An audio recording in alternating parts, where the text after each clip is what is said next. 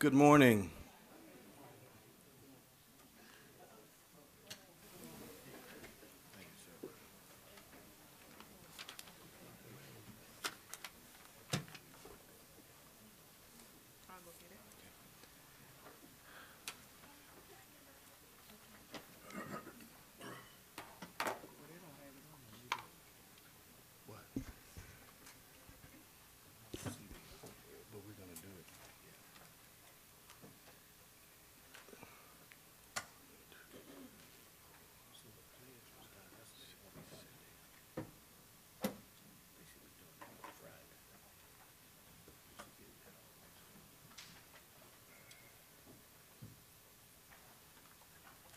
All right. We will call our meeting to order and we will ask for a roll call.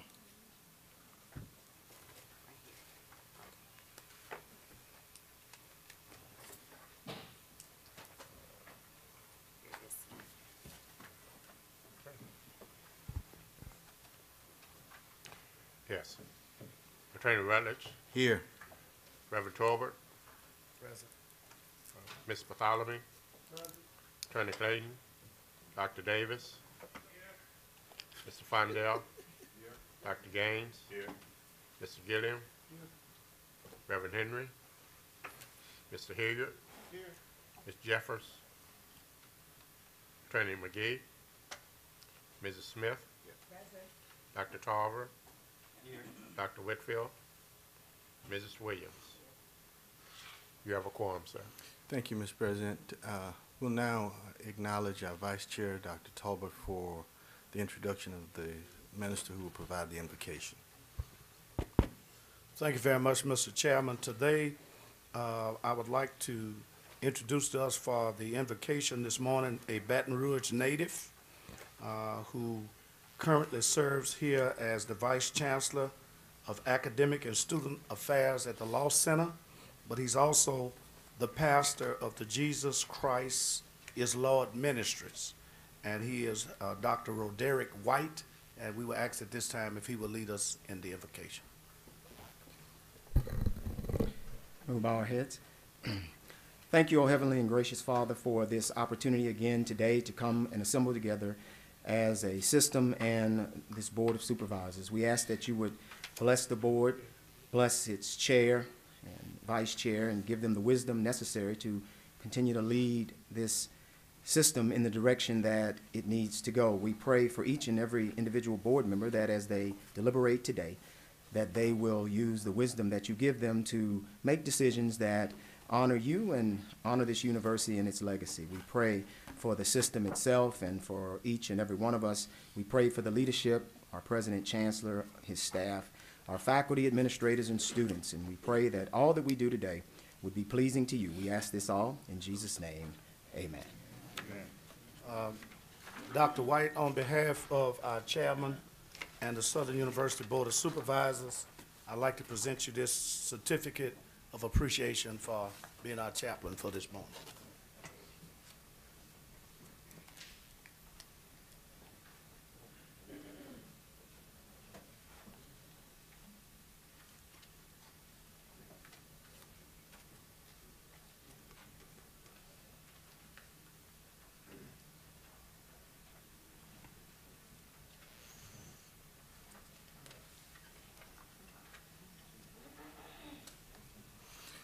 Thank you.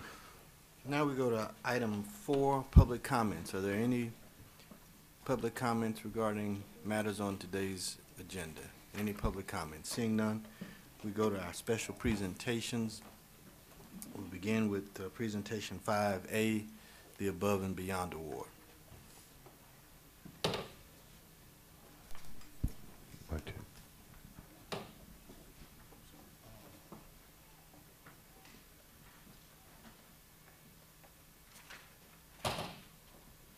Who's the,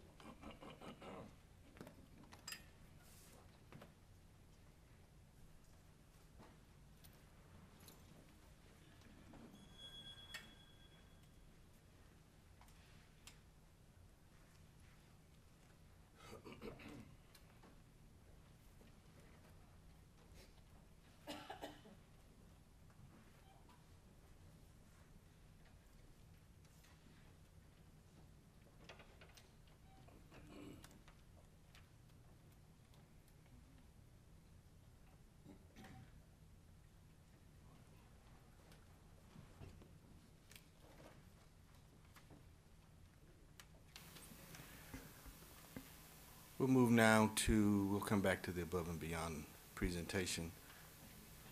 We'll move now to item 5B, the legislative update. Dr. Merritt?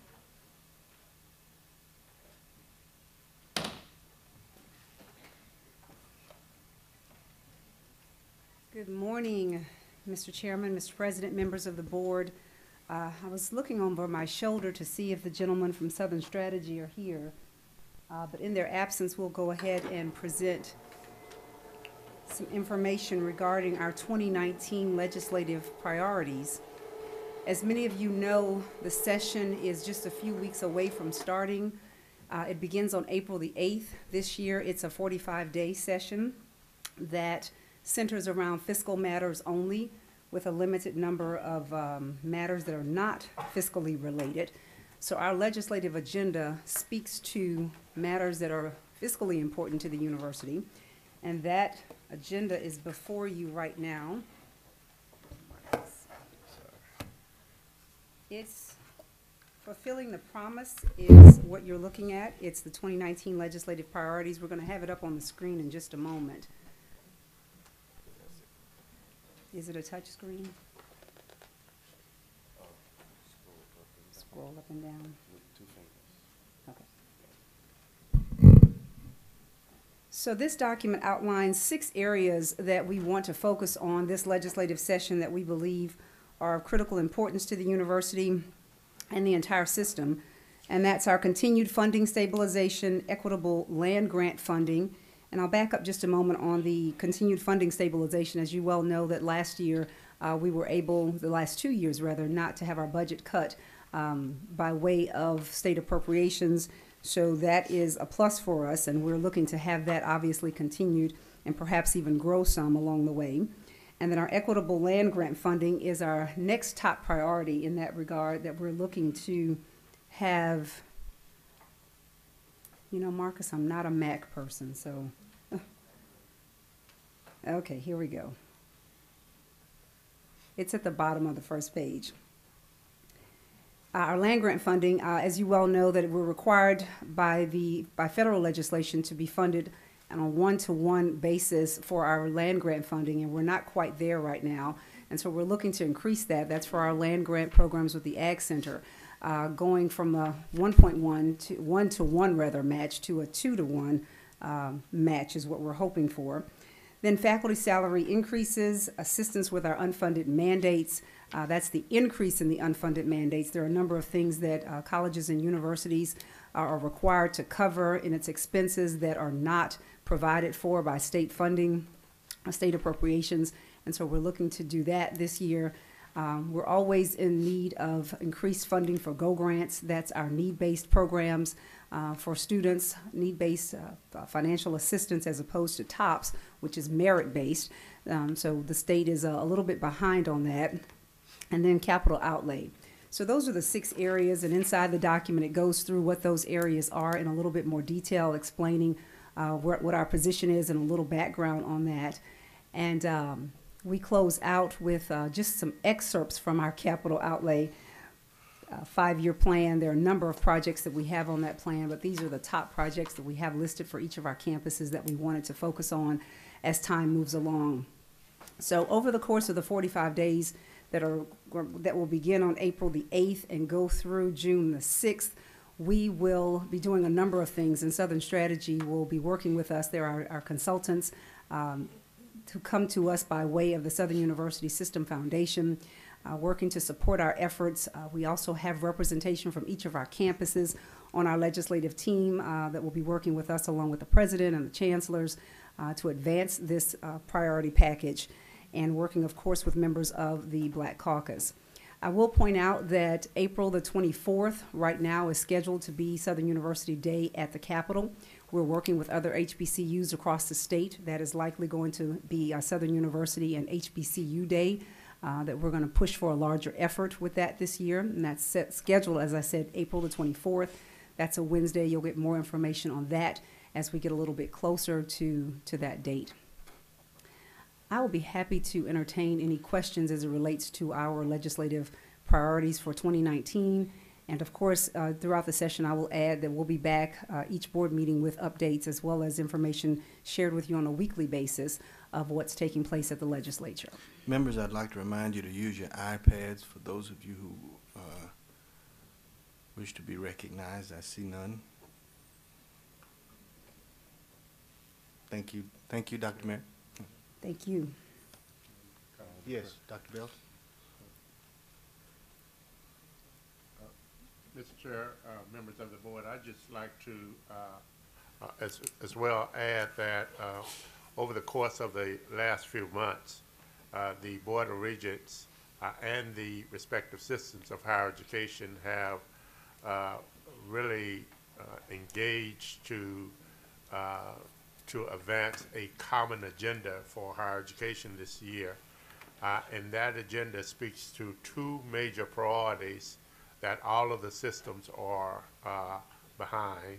One is, as pointed out by Dr. Merritt, faculty salary increases. In light of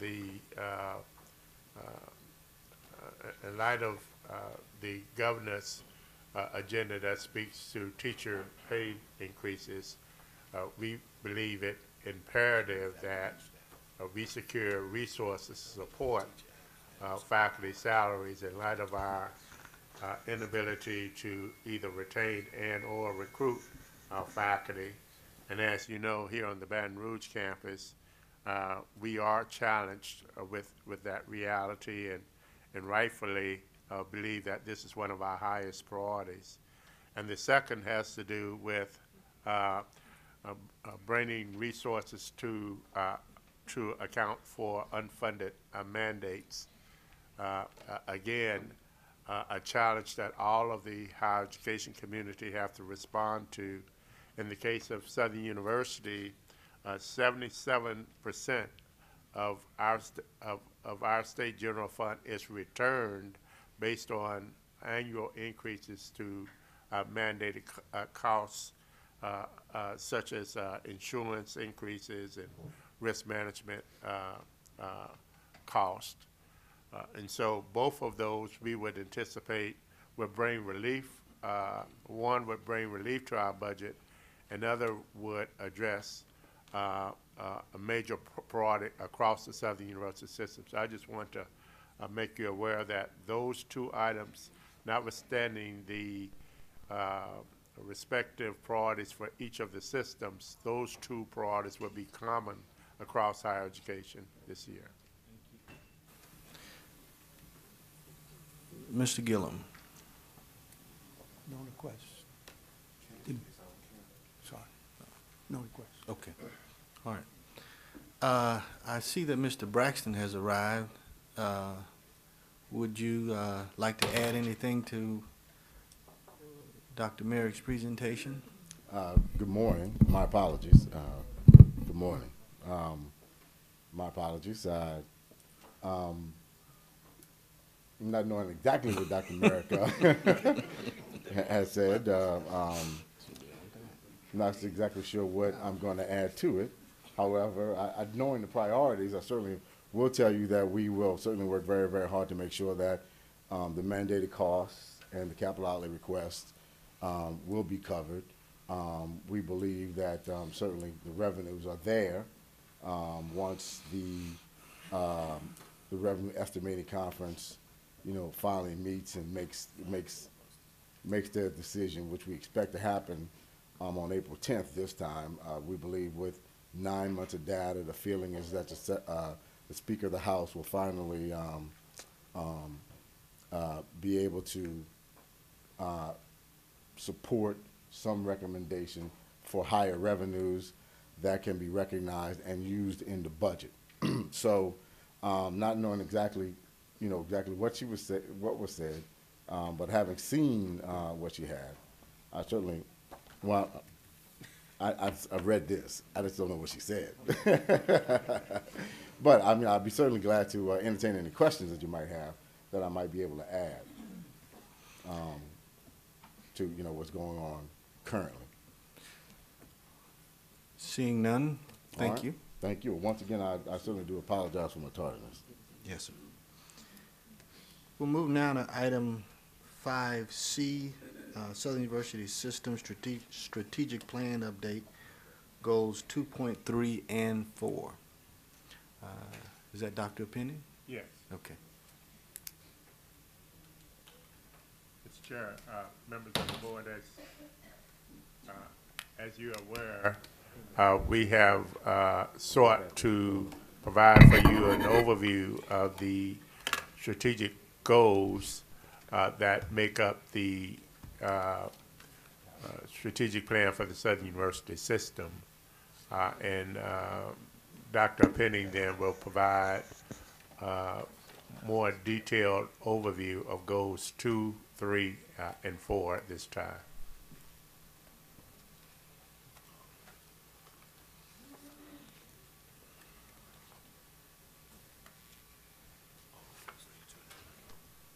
You should hit the screen in just a second. All right. Yeah, just hit your arrows there. And then you'll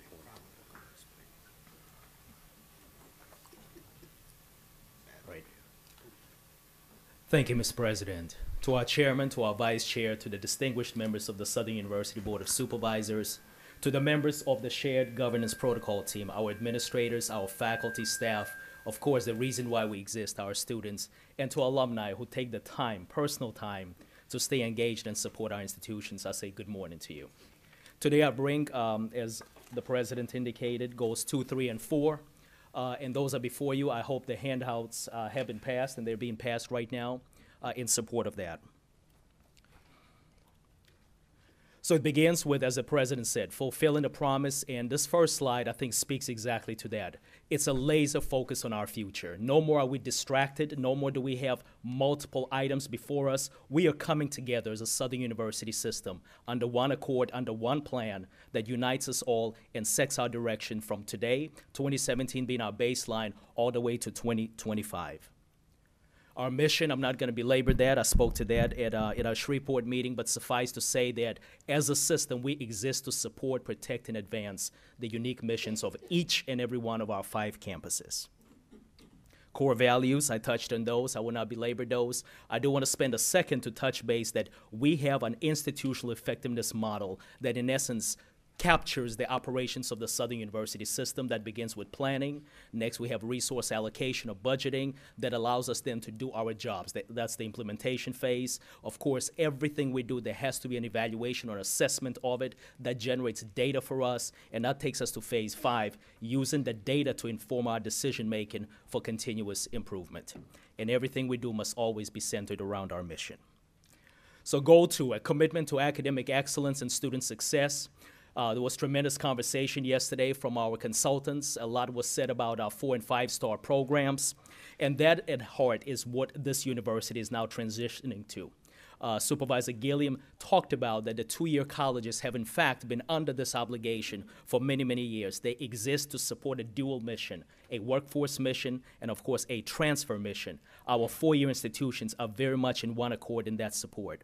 Also, we acknowledge that for our academics to be, our academic inventory to be aligned, a lot of that is dependent on our faculty. And I appreciate the fact that yesterday the conversation was made by our chairman that whenever we have promotion and tenure, there ought to be compensation and recognition of our faculty members. A few of the drivers for this strategic plan. One is the Board of Regents outcomes-based funding formula. If you look on the slide, you see that from 2016-17 all the way to the current year, the outcomes-based funding formula has been broken into 3 parts. The base, which is what you get as a result of being a state institution, that amount has decreased over the last 3 years, from 70% down to 63% right now. Concurrently, the cost is the cost of the programs, especially those high-cost programs that we have, that's hovered between 15 and currently in 18-19 it sits at 17%. But the most critical piece is the outcomes piece. You see that the outcomes portion of it started off at 15% and has risen to 20%. And we see no reason why the outcomes base will not continue to increase. So put in context, we are now being offered a budget based on the outcomes of our institutions. So what are the metrics that the Board of Regents has presided? And that has been a driver in the development of our strategic plan. There are 10 metrics: retention and progression, completers, cross-enrolled students, transfer students from 2-year and 4-year colleges, and of course, Mr. Chairman, you mentioned those 4- and 5-star programs we've had quite a discussion about. Enrollment of adult learners, a huge portion, 1.5 million population of the state of Louisiana are qualified as adult learners. We can certainly get a piece of that market. Grant-funded research, time to award, both at the associate's level and at the baccalaureate level. We call ourselves 4-year institutions, but it's interesting to know, as the data would further show, that, for example, on the Baton Rouge campus, in a 4-year time span, only 8% of our students graduate. Next, you have time to award for both bachelor's and, of course, associate degree students, and then enrollment and completion of Pell students. A little further breakdown of those. The outcomes-based metrics are broken into 2 parts. There's the access portion, which is the enrollment side of the house, and then the completion portion of the outcomes-based funding formula. On the slide, you see the breakdown broken by 2-year and 4-year institutions. Suffice to say that the Board of Regents funding formula provides weights on the level of student progression. So you see at the 4-year institutions, I'll start with those, a preparatory student, which is a dual enrolled student, is given a weight of 0.5. The same is applied to a freshman student. We have a bit of concern about that. The day a high school student is weighted the same as a freshman student walking on the Southern University or any one of our campuses, there needs to be adjustment to recognize that a college student has indeed progressed beyond being a high school student. Also, you look at a sophomore, you see the progression goes up in weights, 0.75. Juniors are assigned a weight of 1, and seniors are assigned a weight of 1.1. The Board of Regents also provides weights for enrolling adult students. Again, we're not overly happy with that. Those weights range from 0.1 to 0.2. Further, you look at the range of Pell enrolled students. The factor provided for a Pell student is 0.2. Now, when you think of the weights that range somewhere between the range of 3.5, 0.2 rests on the very bottom. Interestingly enough, most of the students enrolled throughout the Southern University students qualify for Pell. So as an institution, as a system, we're not getting our fair share of those dollars because the weights are so low. The good news is that the Regents is willing to work with us to make those adjustments to those weights. And finally, research. Research is given a factor of 1.5, which is most appropriate, and that's one of the reasons that research is a core function of the 7 goals of the Southern University system. On the completion side, you see a very similar pattern. You look at time to degree. If a 4-year college graduates a student in less than 4 years, they get a weight of 1.5. You are rewarded for getting students progressing through the system and coming out on the completion side. When it goes from 4 to 4.5 years, the weight starts to decrease to 1.4. And then when you get to what we call the 200% graduation rate, in other words, a student on a 4-year campus who graduates in 8 years, the weight decreases to 1.1. Furthermore, you see that a lot is given to the weights and completion of students in 4- and 5-star programs. That's on the far right. You see the weight in 4- and 5-star category as high as 3.5, and that goes down to being graduating students in what we call the 1-star programs on the very bottom. That's given a weight of 1.5. Furthermore, you look at the graduation of our Pell students. Once again, the factor remains at 0.25. As much effort as it takes for us to provide wraparound services and graduate students throughout the Southern University system, we only get a weight of 0.25. That's an adjustment that needs to be made in policy. So moving along, a lot of the conversations yesterday hovered around 4- and 5-star programs.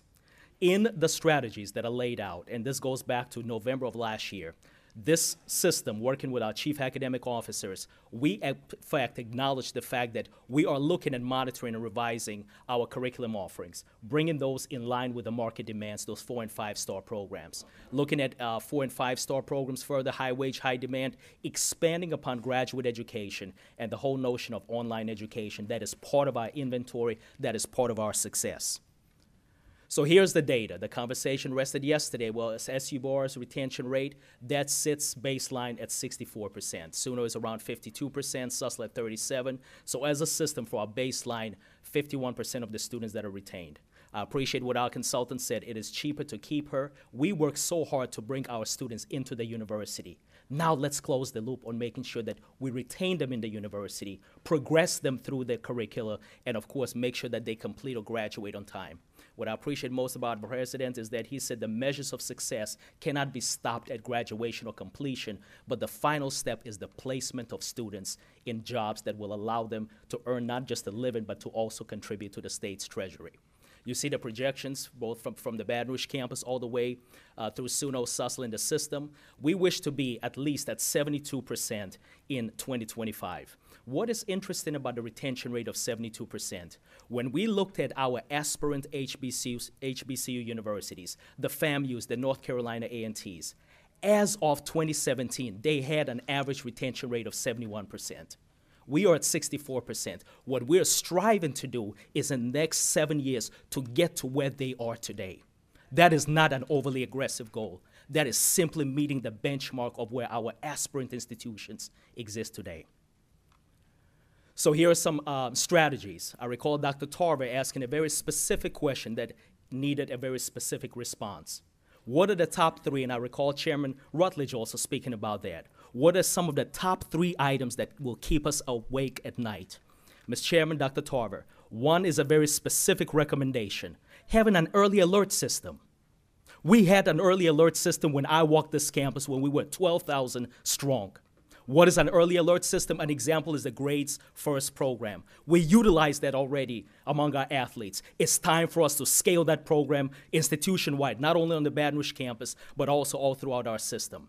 Academic support services. We know that our students need all the support they can, both in the classroom and outside of the classroom.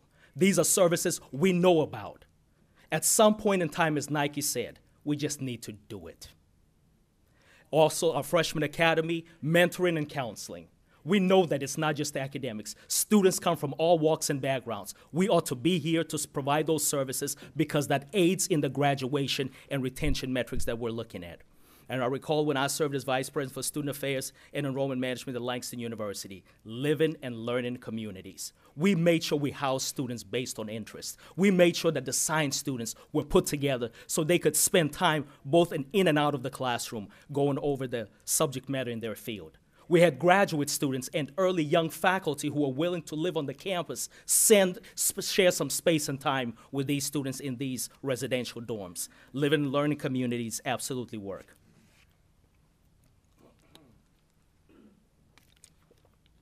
Another strategy, nothing new here. When I call this the old school is back. How about academic advisement? I heard yesterday that 2 touches is something that may just not be enough by a consultant, but perhaps 3 touches would be a magic number. I say to you this, a semester has about 14 to 16 weeks. I recall when I was a student, we had at least a touch each month of the semester. We had a touch each and every one of the weeks. That translates to 7 to 15 touches. I was in my advisor's office every other week. And guess what? That translated to good retention rates, and it translated to 12,000 strong on the campus. We know advising works. Today they use the term intrusive advisement. I don't see anything about the word intrusive. It simply means that we're staying in touch and touching our students, mentoring them and counseling them. When you move further, student life and student engagement. I left the office yesterday at 9 o'clock, and I couldn't help but see a lot of vibrancy on our campus.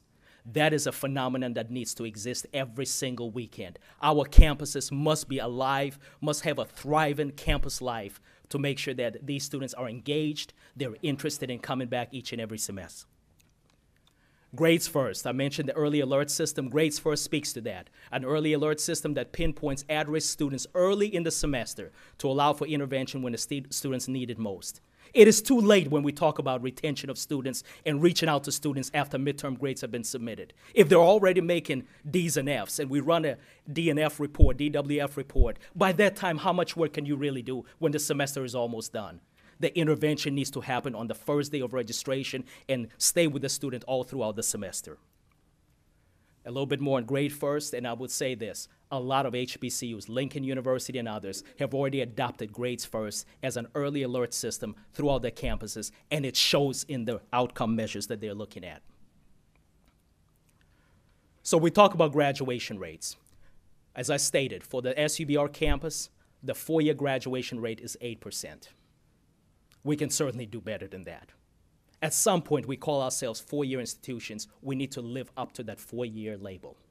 So we've projected out from at least Baseline 2017 to the year 2025, we desire to be for the Baton Rouge campus at least at 22%. Concurrently, you see SUNO's 4-year graduation rate. We want to see a spike over there. Overall, for the system, we advance to see a 20% increase in our graduation rates for a 4-year period. How are some of the strategies that we can adopt? How about degree audits?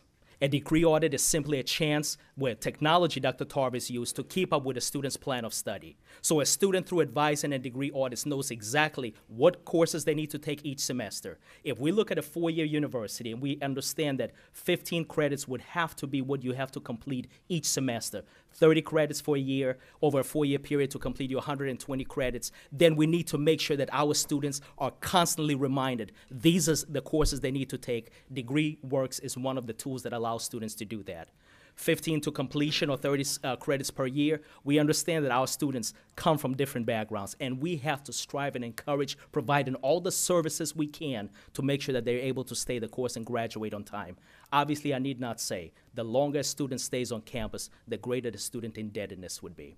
Implementation of structured schedules. Very structured schedule simply implies that laying a plan of study semester by semester for each student where they know exactly what needs to be taken, what they need to complete in order to maintain their progression and ultimate graduation, and what we call on-time graduation.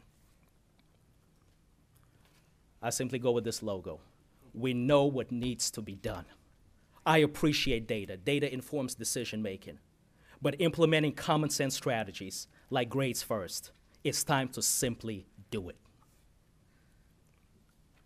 6-year graduation rate for the system. This is 150% graduation time for the Southern University Baton Rouge campus. We sit around 29 to 30%.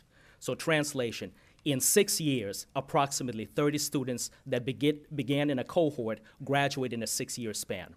For SUNO, that's at 21%. With our aspirant institutions, the North Carolina A&Ts, Dr. M's, the FAMUs, they sit around 40%. We need to get that number up ourselves, and that's the mission that Fulfilling the Promise the President often speaks about, also addresses this issue.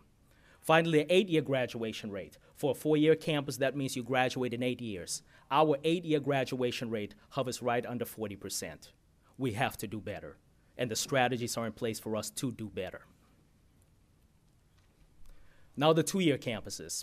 2 years for Sussex rests at 4%. I would put that number also into context. As I was speaking with Supervisor Gillum yesterday. Dr. Pennant, I hate Yes, sir. to interrupt you. Dr. Davis, do you want to ask the question now or wait until the end of the presentation? Okay, all right, thank you. All right.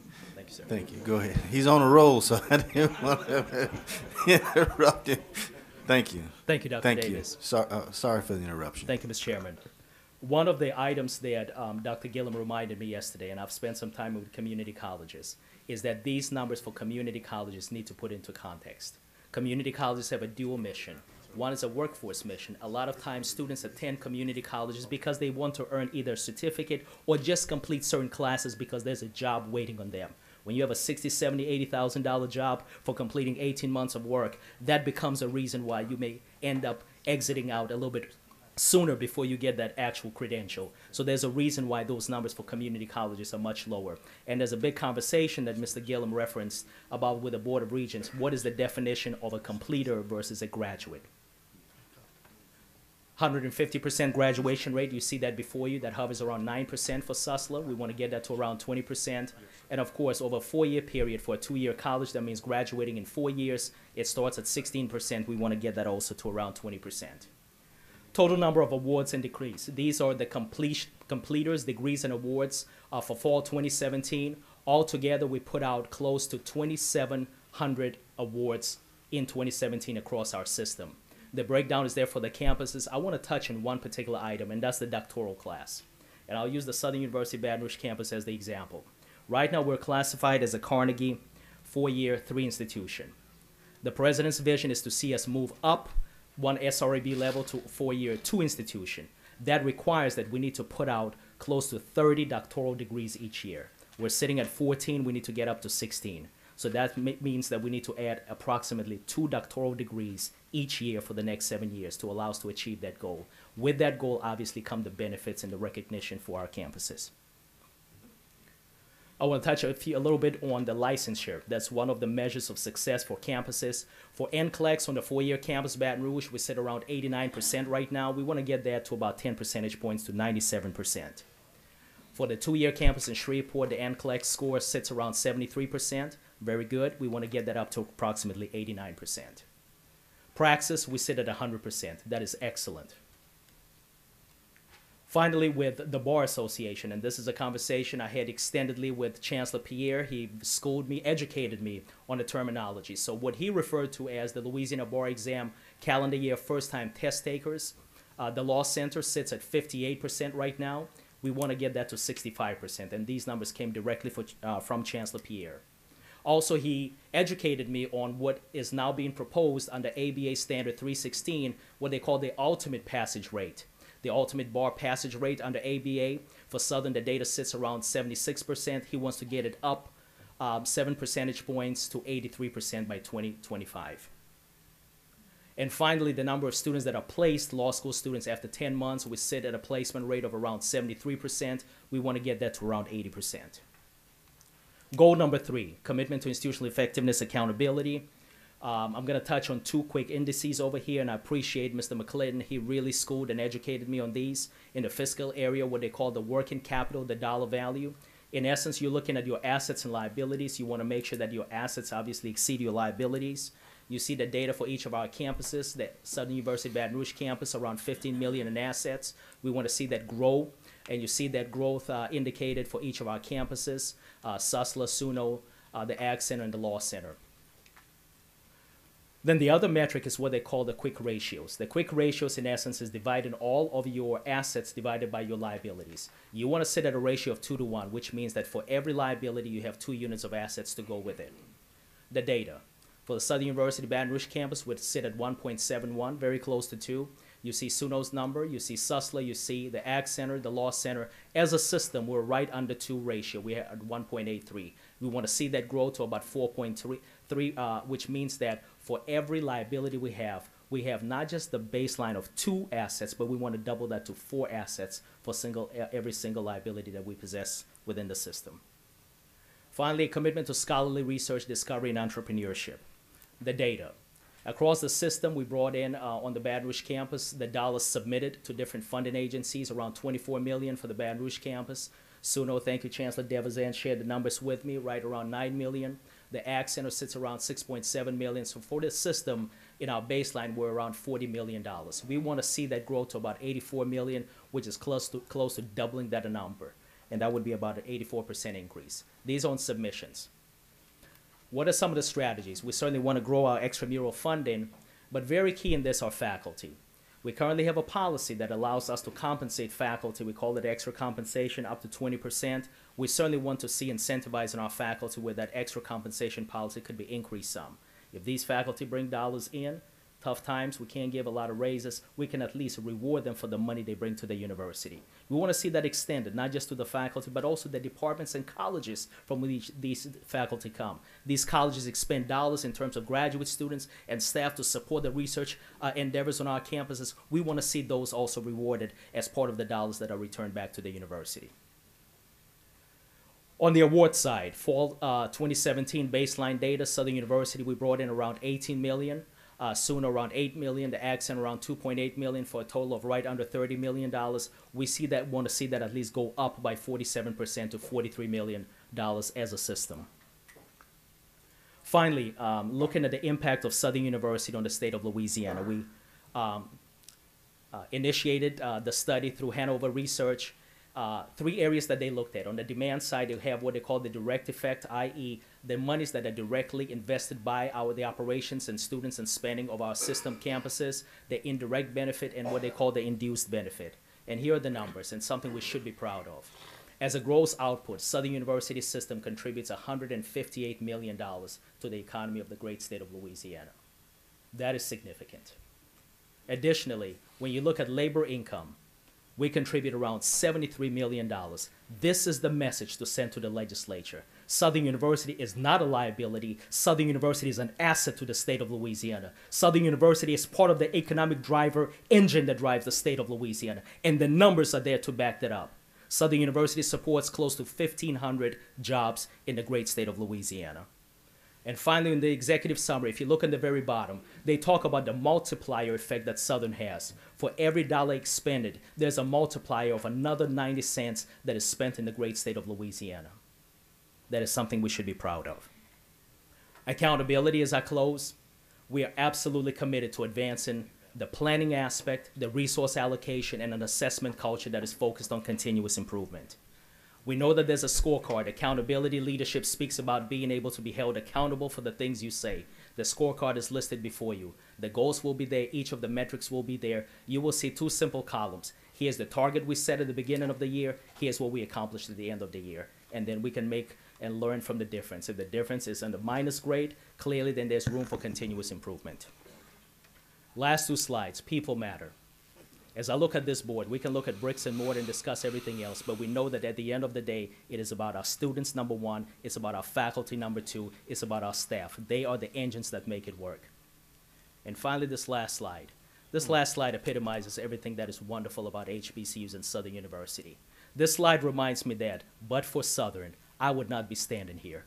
I often hear different members of the supervisors speak. Supervisor Clayton often talks about, but for Southern, where would he be? I recall the chairman in his inauguration standing right here saying that there's a crown above his head. It's not sitting on top of his head, it's sitting above his head. It will take him a lifetime to grow into it. Southern University, changing lives, transforming futures. I'll be happy to take any questions. Thank you, Dr. Penning. So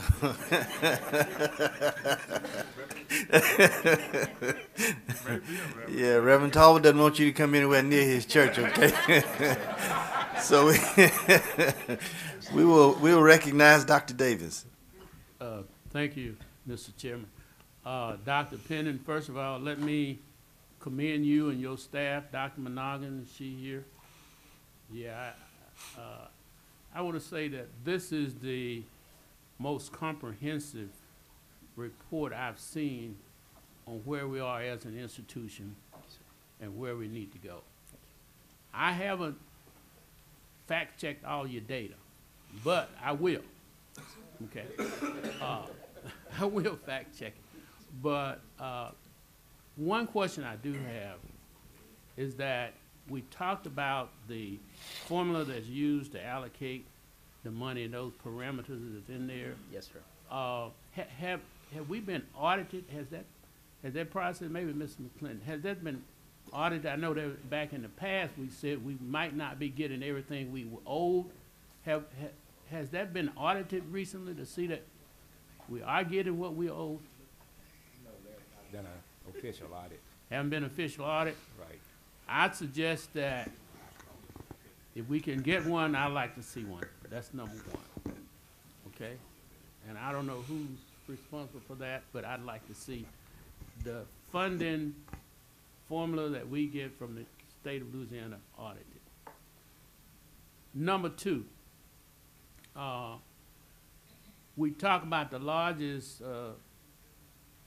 parameter as far as in that formula was research. Yes, sir.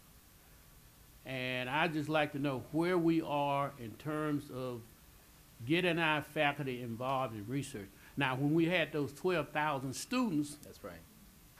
I know I was here, That's right. and I know we were generating a whole bunch of research. That's right.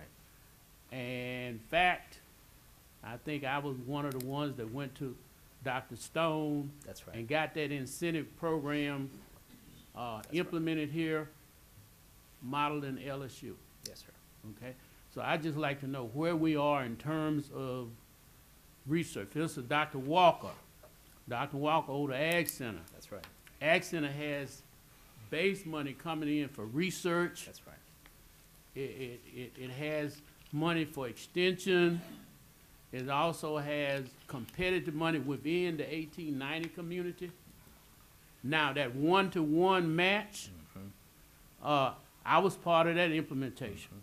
I was at another HBCU where we went to from 0 to 3 times the amount of federal matching money. That's But right. not just that, but we use those dollars to leverage other dollars that you need for matching for other institutions like NIH and NSF and all of those other alphabet organizations, as well as the foundation. So I think what you have done here is targeted a lot of things we need to do. Now, the final question. Yes, sir. When are we going to really get started? And that old song, who wrote that song? Let's get down to the real nitty-gritty. Yes, sir. We're going to get down to the real nitty-gritty of implementing this process. Yes, sir. Now, I don't know what nitty-gritty means, but Yes, sir. I think it means that you're going to really start implementing what you plan. That's right. All right. That's right. Yes, sir. Thank you, Dr. Davis. And the short answer to that is, and that goes to the rollout schedule that the president laid out. In the next month of April, the system and each of the campuses will be bringing their draft strategic plans that have been aligned to the system strategic plan for board review. You get to formally look at them, provide us with your input. The intent is to come back in the month of May, Dr. Davis, for final approval of each of the campus strategic plans and the system plan. Right after that, we come to June, we'll share with the first data sets for 2018, and then come July 1 of the new fiscal year, there ought to be full implementation of each campus's strategic plan for the next 7 years. Thank you. Yes, sir. That completes your question, Dr. David? Okay, thank you. Mr. Fondale. All right, thank you. Dr. Penny, one of the questions I have is with regards to the grade first. You speak in terms, is this in terms of our freshmen? Are you talking in terms of implementing this throughout our campus here? So right now, Mr. Fondale, and first, I want to recognize you as a leader in the retention efforts, and especially speaking about grades first. We use that with our athletes. I know Mr. Willis, who's over student success, is absolutely looking at that among the freshman academy, and I'll let Dr. Ammons jump in as necessary. But eventually, we want to see the early alert system scale to the entire Southern University campus, the Baton Rouge campus, and whatever the other campuses may have. Certainly, we support those, but if they do not have an early alert system, we would like to see this scaled across the Southern University system. We must keep in touch with our students. We must be able to touch them more than 3 times a semester in order to see those progression numbers we wish to see. Dr. Ammons, do you want to say anything else? Yes, we've had grade first here at the campus for some time. Grade first was not fully implemented. We are now fully implementing grade first to establish, especially for the first time in college students, the freshmen, an early warning system, but it'll be for all students. And the reason that we're focusing so much on freshmen is because when the official statistics on retention are reported, what they are reporting is the percentage of the freshman class that comes back as a sophomore. And so a lot of effort is being placed, especially in the general education courses, but it would be across the university. In fact, I communicated with the deans several weeks ago to ensure that this software was being implemented and used across the university. We have sent our advisors and our student success staff into each of the colleges to, again, train the faculty on the use of this software so that it'll be fully implemented. And that was one of my follow-up questions, the buy-in. Because the grade first is really dependent upon the professors implementing it. Right. And it serves as a warning so that by the time midterm comes, they're not done. Have the parents, when you're incoming freshmen, have y'all looked at perhaps making the parents, putting them in the system also? I think there's a form that they should sign when they are joining the university to make sure that the parents know also what's going on with the students' grades. Well, as you said, there would be another step involved in that process because of the privacy laws regarding student information. That would have to be done by the parents. I'm not sure if that conversation has been had, but I'll check and see. All right, thank you.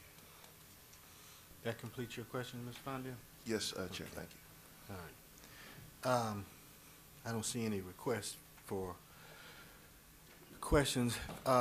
Very good presentation, Dr. Penning. This is a lot of very good information that's a challenge to process in the compressed period of time in which it's been presented.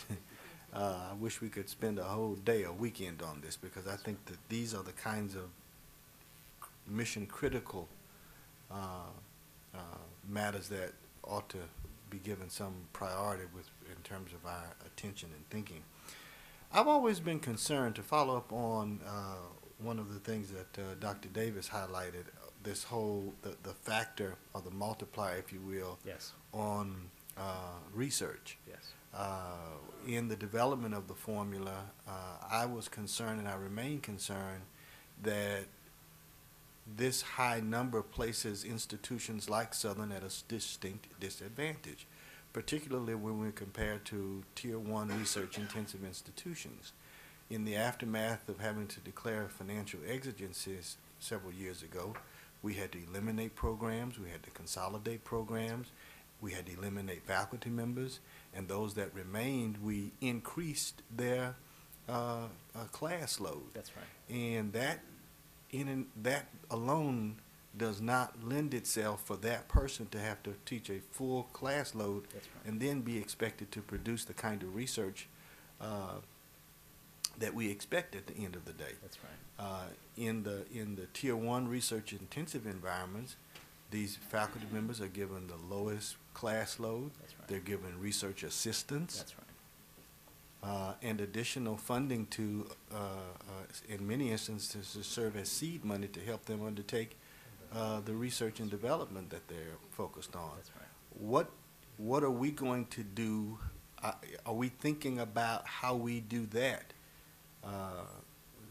in terms of empowering our existing faculty to have those, for lack of a better word, add-ons, such that they can engage in meaningful research and development? Yes, sir.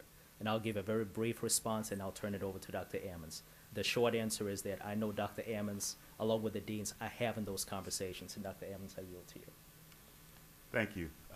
Mr. Chair, I'm happy to hear that you refer back to a time when Southern University's faculty was composed of regular full-time faculty in the majority. And one of the consequences of the financial exigency, when programs and faculty were reduced, and in some cases eliminated, many of those faculty were regular full-time faculty who had the expectation that they would generate research. And now we have sort of an imbalance between regular full-time faculty and part-time faculty. Part-time faculty, of course, don't have the expectation that they would generate research. One of the things that we have gotten permission from the president and from our finance leaders is that we would use some of the funds that we have been using to hire adjuncts to hire regular tenure-earning professors, to bring more horsepower, if you will, to the research component of the mission. Secondly, Dr. Stubblefield and I are getting ready to bring to the president a change in policy, or perhaps a new policy, on indirect cost distribution. Those are the funds that come from research grants that can be used to reinvest in the faculty who produce the research, their departments, and the colleges.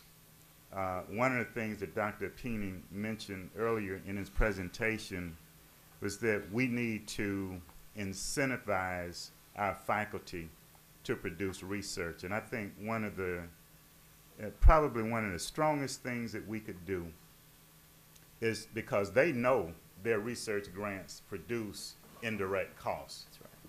to redistribute some of those costs back to the researchers, to their departments, and to their colleges.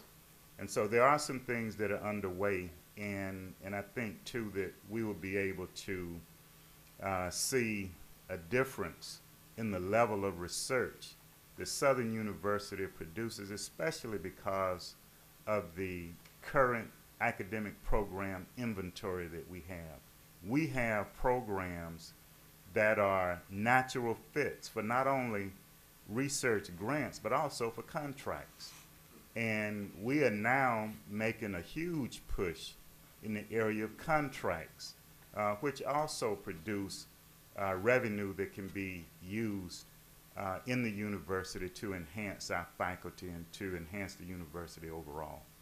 Very good. I'm happy to hear that's a part of that thought process. Dr. Penning, we heard a lot of interesting information given to us on yesterday by the consultants. You referenced some of what they said in your presentation. Is the work that they're doing informing this document or vice versa? I think it's complementary, Mr. Chairman. The work they're doing is absolutely excellent, and what it's doing, it's affirming everything that we have in the document. And is it your sense that, because here there are a lot of lofty goals and demonstrates that we've got some work to do, Yes, sir. can we achieve this under the existing revenue that we currently have, or is this going to take some additional funding to get some of these things done?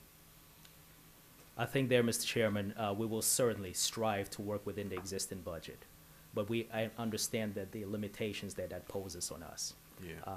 And so when it comes to additional revenue, Mr. Chairman, you heard a little bit about legislative agenda, that which we can accomplish. We appreciate every extra dollar we can get to push the needle of this. But at the end of the day, we have to be good stewards of that which is before us and produce the maximum output that we can. Yeah. So I'm going to ask you the same question I asked the consultants on yesterday, because this is a lot of information that you provide, a lot of good information, very informative. Thank you, sir. If you were king for a day and could prioritize of the many initiatives that you talked about we needed to get done, the grad rate being one of them, that 8% is concerning. Increasing our doctoral output from 14. If you had to prioritize or triage this and prioritize the top 3 that you thought ought to be at the forefront, and I know this is probably putting you on the spot, what would those top 3 be? Mr. Chairman, without question, when I think of our students, number one, I think of the early alert system. We absolutely have to scale the Grades First program that we already have in place throughout the university. What that does for us is it allows us to increase our retention rates, our graduation rates. That translates to more dollars out of the outcomes-based funding formula. And most importantly, if our students are graduating on time, that means that they're incurring less debt and they're able to contribute to the state's treasury. That would be number one. Number two, I think of our faculty. And I deeply appreciate, Mr. Chairman, your statements yesterday. We have to incentivize and reward our faculty, both in their work in the scholarship in the classroom and also what you just pointed out when it comes to research. And the third, I would say those wraparound services, academic support services. When financial exigency happened, the first area that was deeply impacted were those academic and student support services. For us, and looking at the profile of our students, that's the lifeblood for Southern University. We meet our students where they are. That means if a student comes in with a 15 GPA, we do everything to get them across the finish line of graduation. So if we invest in those wraparound services, strengthen academic and student support, that would be the third item I would list, Mr. Chairman. Thank you. Final question from me. When will we see some data on the scorecard?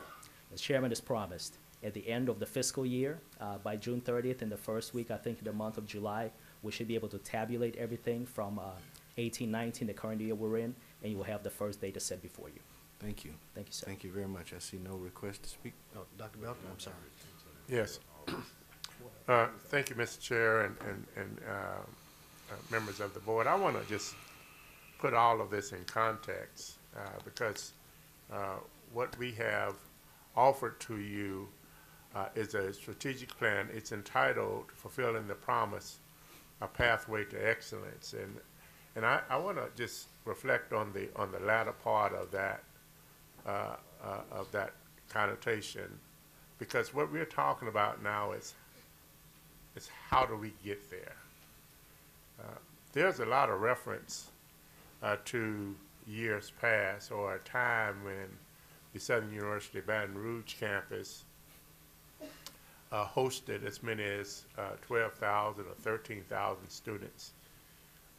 But I would submit to you that the master plan of that was adopted by the Board of Regents in the year 2001 was transformational. And when I say that, I speak to the fact that it's the implications of implementing that master plan. And particularly for Southern University Baton Rouge and Southern University New Orleans, the impact was, it posed chaos on our campuses. When we had 12,000 students on this campus, there was no selective admission policy for SUBR or SUNO. When we had 12,000 students or 13,000 students, there was no such thing as a community college system in the state of Louisiana. And when you take both of those things together, when you take both of those two things in context, not to mention budget cuts and a decline in enrollment specific to that policy of selective admissions, it wreaked havoc. And so what we are talking, and when you begin to lose resources and a decline in enrollment, the ultimate end is a declaration of financial emergency. But money matters. And when an institution is losing upward to, I guess, over $2 to $3 million a year, then the entire enterprise suffers in terms of faculty, recognition of faculty, in terms of the quality of our programs, et cetera, et cetera. So we're trying to, we believe now we're in a position not only to stabilize the system, but to begin to grow it. And that's what we're talking about now, growing the university back where we could appropriately advance the roll scope admission of the Southern University system by way of these strategies.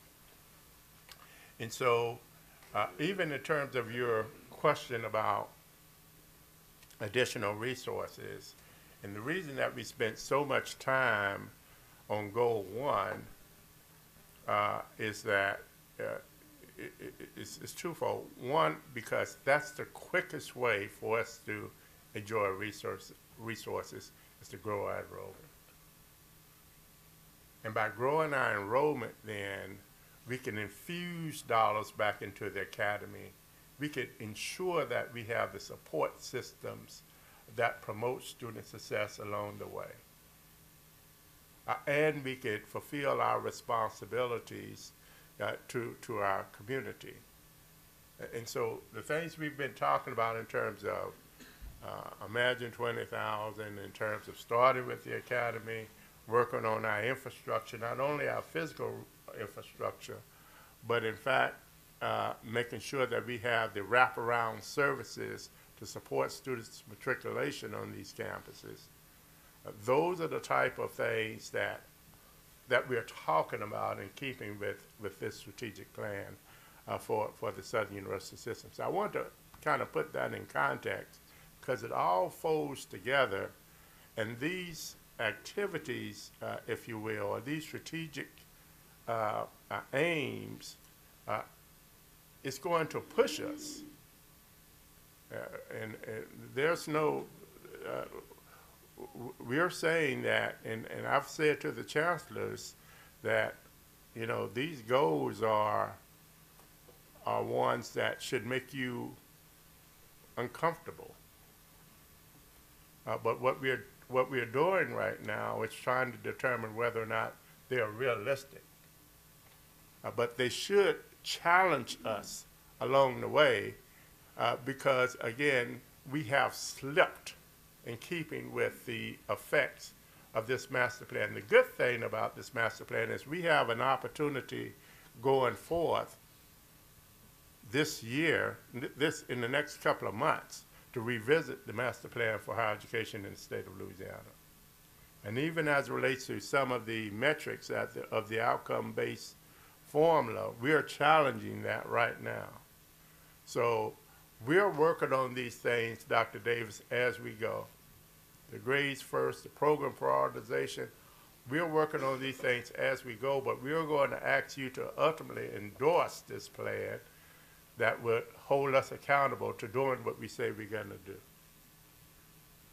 But we're very serious about it, and I guess I just want to frame what we're trying to do right now while we're doing it, such that you have a better appreciation of how all these things work together, and why we describe it as a pathway to excellence, where we're trying to implement these things as we go.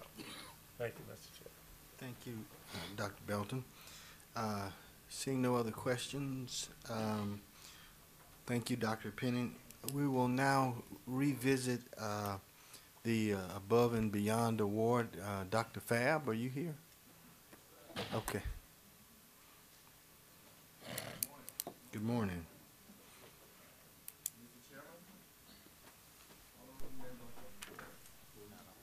President Belton, faculty and staff, and to the entire Southern University community, stand before you elated that the person we are recognizing for the Above and Beyond for this month is one of my staff in the Division of Information Technology. You know, often a lot of times in the IT world, we are those individuals who normally is in the trenches. We do all the uplifting, and some of the times too, you know, most of what we do isn't easily understood by the public community.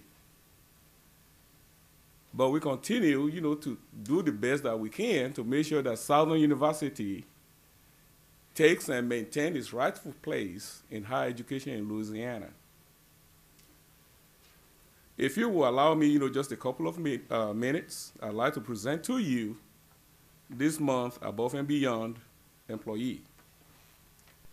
Conscientious, hardworking, dependable, cooperative, committed, and diligent are just a few words to describe this dedicated Southern University employee who exemplifies the criteria for the Above and Beyond Award.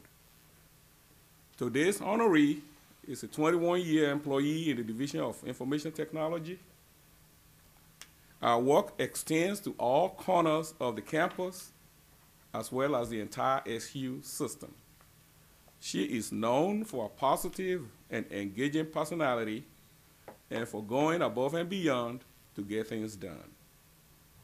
I present Ms. Rachel Carrier, our Director of Web Application Services in the Division of Information Technology.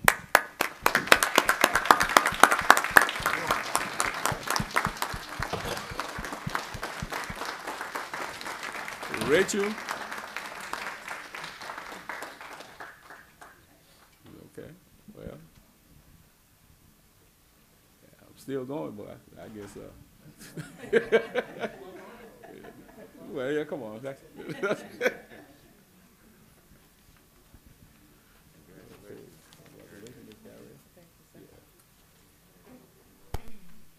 I just want to say thank you, and I would not be able to do it without the rest of our team. I do it. It's not, we cannot do it by ourselves. And also thanks to the leadership of Dr. Fab and the resources that he has afforded us and the support also to be able to do what we do every day. Thank you.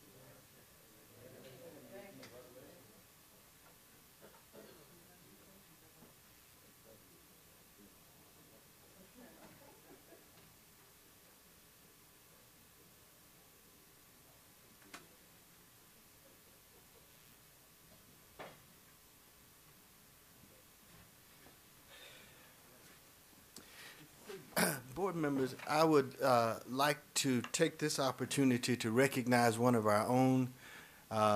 This person is a former, this person is an Above and Beyond Award recipient.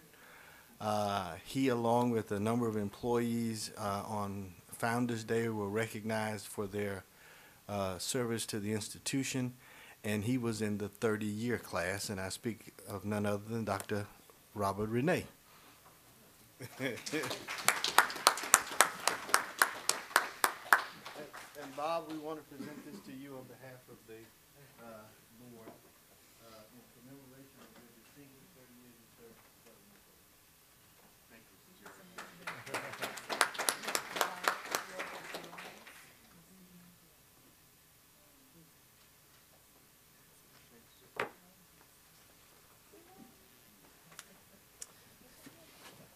The chair now recognizes Board Member Alanda Williams.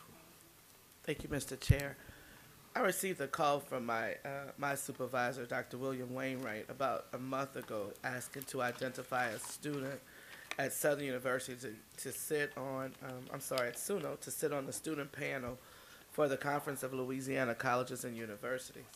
And so I reached out to Dr. Mims Devicent, and she suggested Warren Thompson, who is the student body chair, student government chair. And so on yesterday, Mr. Warren Thompson wowed the audience. I was told that there was not a dry eye in the room. Because of that, my supervisor texted me the day before and asked if Dr. Mims Devicent would mind if he would nominate her for president-elect of the CSLCU. She didn't return our emails fast enough because she wanted to think about it a little while. But after what Warren Thompson did on yesterday, and he attributed his success, he went from homeless to president of the SGA, and it was because of one question, and it was, where do you want to see yourself? That question was asked by Dr. Mims Devicent, who led him through the whole SUNO process. And the murmuring in the room was of how well she was of an administrator and the things that she had done to others. And so by overwhelming success, and I thought I was bad to leave town and get elected without even being in the room, she beat me because she didn't even know, one, that we went ahead with the nomination, and two, by unanimous support, Dr. Mims Deficient is going to lead the Conference for Louisiana Colleges and Universities as president-elect in the year 2020. So I wanted to say congratulations.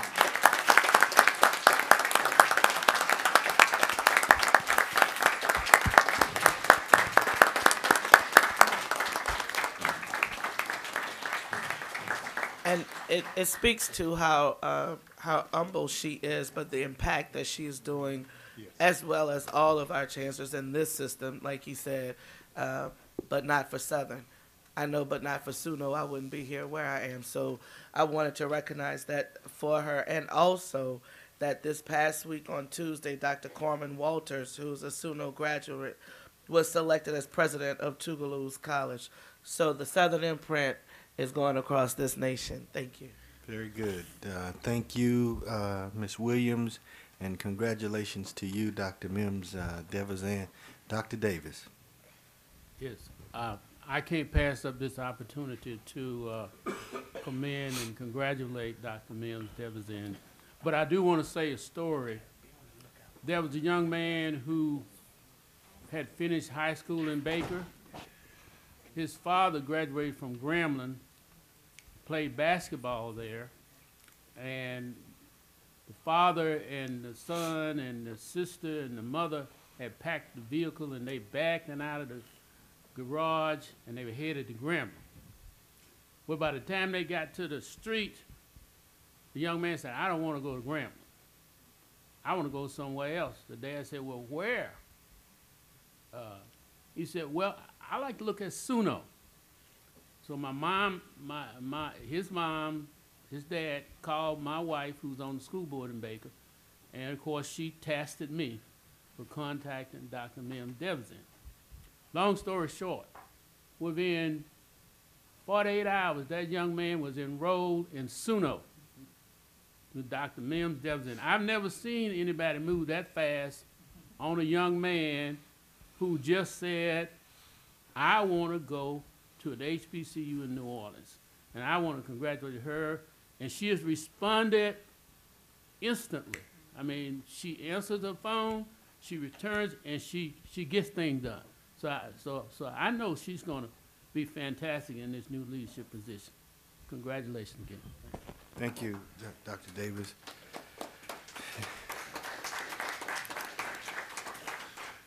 And congratulations again to you, Chancellor Mims Devezan.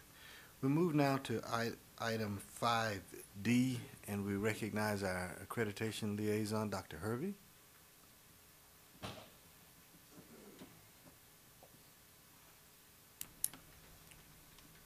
Good morning. Good morning. Hopefully you had the handout being passed. But it's an honor to provide an update of the overall accreditation process and status on where we are. So in about 6 months, we have to submit what's called the Compliance Certification Report to SACS. And that is our report on how we have demonstrated that we have complied with all of their standards. That report is in 4 parts. Of course, a signature page where the president and the SACS liaison verify the integrity of the document, that all things are true, and a list of substantive changes since the last reaffirmation, which was 2010. So we have to be diligent in identifying all of the major changes that have happened at the university since 2010 and the last reaffirmation. Part 3 is the institution's assessment of compliance with the current principles of accreditation, and then a summary form. I say current principles of accreditation because SACS has changed the principles effective January 2018. I apologize, it says 2019, but effective January 2018, the principles of accreditation have changed, and we are among the first group of institutions that are subject to those changes. So the changes reflect the number of old principles were 90, There were 90 principles and standards that we had to comply with. Moving forward, there are 73 principles across 14 sections. Taking a look at the new structure of the principles is not noted in SAC's document, but I definitely believe that they have listed them in order of, I would say, importance to SAC. So, of course, integrity and the mission of the institution. And then number 3 is basic eligibility. Are we even structured and authorized to operate? And then governance. You'll see governance there as among the highest priorities for any institution.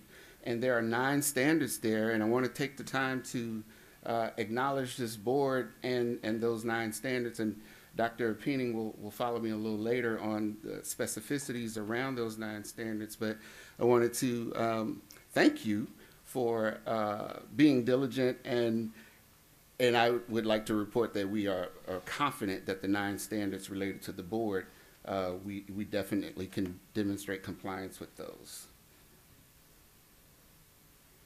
So in the old standards, these are the standards that have gone away. So they're no longer reflected, and institutions no longer have to demonstrate compliance with those. And I wanted to focus on the brand new standards. There are 2 that are actually brand new. The others may have been merged or integrated into the other standards. But one relates to you, the governing board. It defines and regularly evaluates its responsibilities and expectations. And I wanted to commend Dr. Apeening, who you've heard from and you'll hear from again, just in terms of developing the evaluative tool for the board. And I'd like to thank you for already going through the process so we're able to demonstrate that this board regularly evaluates itself, and you've just begun that. So thank you with that. The other new standard has to do with academic and student support services, particularly as it relates to student debt. I'm sure many of us know that there's a national conversation happening around student indebtedness, and so SACS and other regional accrediting bodies have made that a requirement, that we must focus on how to ensure that students leave our institutions with less debt. The other thing I wanted to highlight in moving forward with our compliance report is it's always helpful to know what challenges other institutions have had so that we can be mindful of that as we move forward. So as you'll see, and you may have to squint a little bit, but the first table references the offsite committee. I'll say a little bit more about the offsite committee later. But when we submit our report 6 months from now, it's going to go to an offsite committee. That's a group of people who are convened probably in Atlanta that will read the report for compliance with the 73 standards that we've mentioned. Now, these standards, 3.7.1, that reflects the old standards because not many institutions have gone through with the new standards, so there's not much data on that. But the actual issue related to faculty competence and institutional research and planning are those areas that most institutions are challenged by at the offsite review. If you look at the on-site review, that's when the group of people come to campus and they visit with people and have interviews and look through files, and they are verifying what we have put in our report. And the most challenging issues there, you'll see the QEP, or the Quality Enhancement Plan, as well as faculty competence again, and then institutional research and planning. So these are the issues that most institutions are challenged by, and these are the issues that we are certainly paying attention to here. As it relates to faculty, which I call the most important or the engine of any campus, there's a new standard, and they have integrated and incorporated several of the former standards into one or two here, and that we employ an adequate number of faculty. And for each of the programs, that we justify that the faculty members who are teaching in those programs and teaching those classes are indeed qualified to do that. And we must document that they are qualified, and we must document that we have sufficient numbers in each of our degree programs, and that we assign the appropriate responsibility. The QEP, the Quality Enhancement Plan, basically the 73 standards that SACS and other regional accrediting bodies use reflect policies and practices. The Quality Enhancement Plan is how SACS identifies that learning is actually happening on a particular campus. So it asks each of its campuses to identify a particular area where they're going to improve student learning, and that is the Quality Enhancement Plan.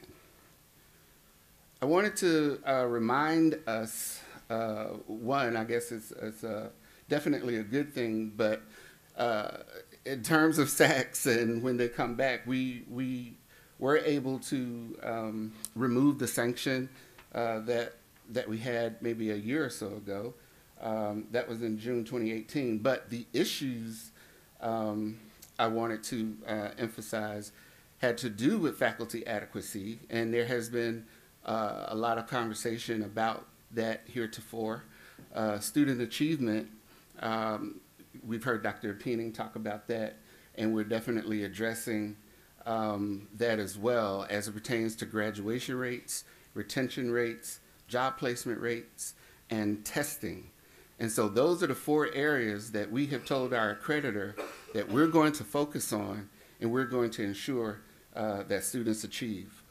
Also, there was a challenge with student complaints, and I'm happy to report that, you know, we have systems in place now, and there's actually one person dedicated and focused on resolving all issues that are raised, and so that's good. And also institutional planning and effectiveness as it related to our online programs and assessment. So we're now assessing all programs, whether online or traditional. So moving forward, we have to make a case, and it has to be a quality case. Just like with the monitoring report, we'll have to demonstrate in a compelling way that we're doing everything that we're supposed to do. And here is the flow, or the communication flow of the process moving forward. In September, we're going to submit the compliance certification report. That's the 73 standards across the 14 sections that were mentioned earlier. Then SACS is going to respond to that particular report, and they're going to submit a report. And then we get the opportunity to provide a focused report based on what the off-site committee may have found. And we get to address those issues specifically prior to the on-site committee coming. And at the same time, we'll submit what our QEP is, the Quality Enhancement Plan, the particular area of emphasis that we will focus on to drive student learning. So those 2 things will be submitted at the same time, approximately 6 weeks after SACS issues its report responding to our report. And then we get a visit in March 2020, that should say. I apologize for that. Apologies. It was 2 o'clock in the morning. So March 2020, apologies. The on-site committee will be visiting, and again, their charge is to verify, interview everything that has been stated about the institution heretofore.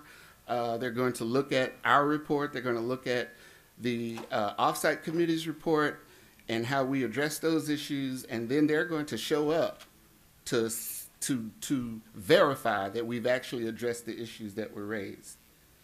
And then they're going to make a report. And they make that report about 6 weeks after their visit, and we get to respond to that as well. And then SACS takes action at one of its 2 meetings per year. That's in June and December.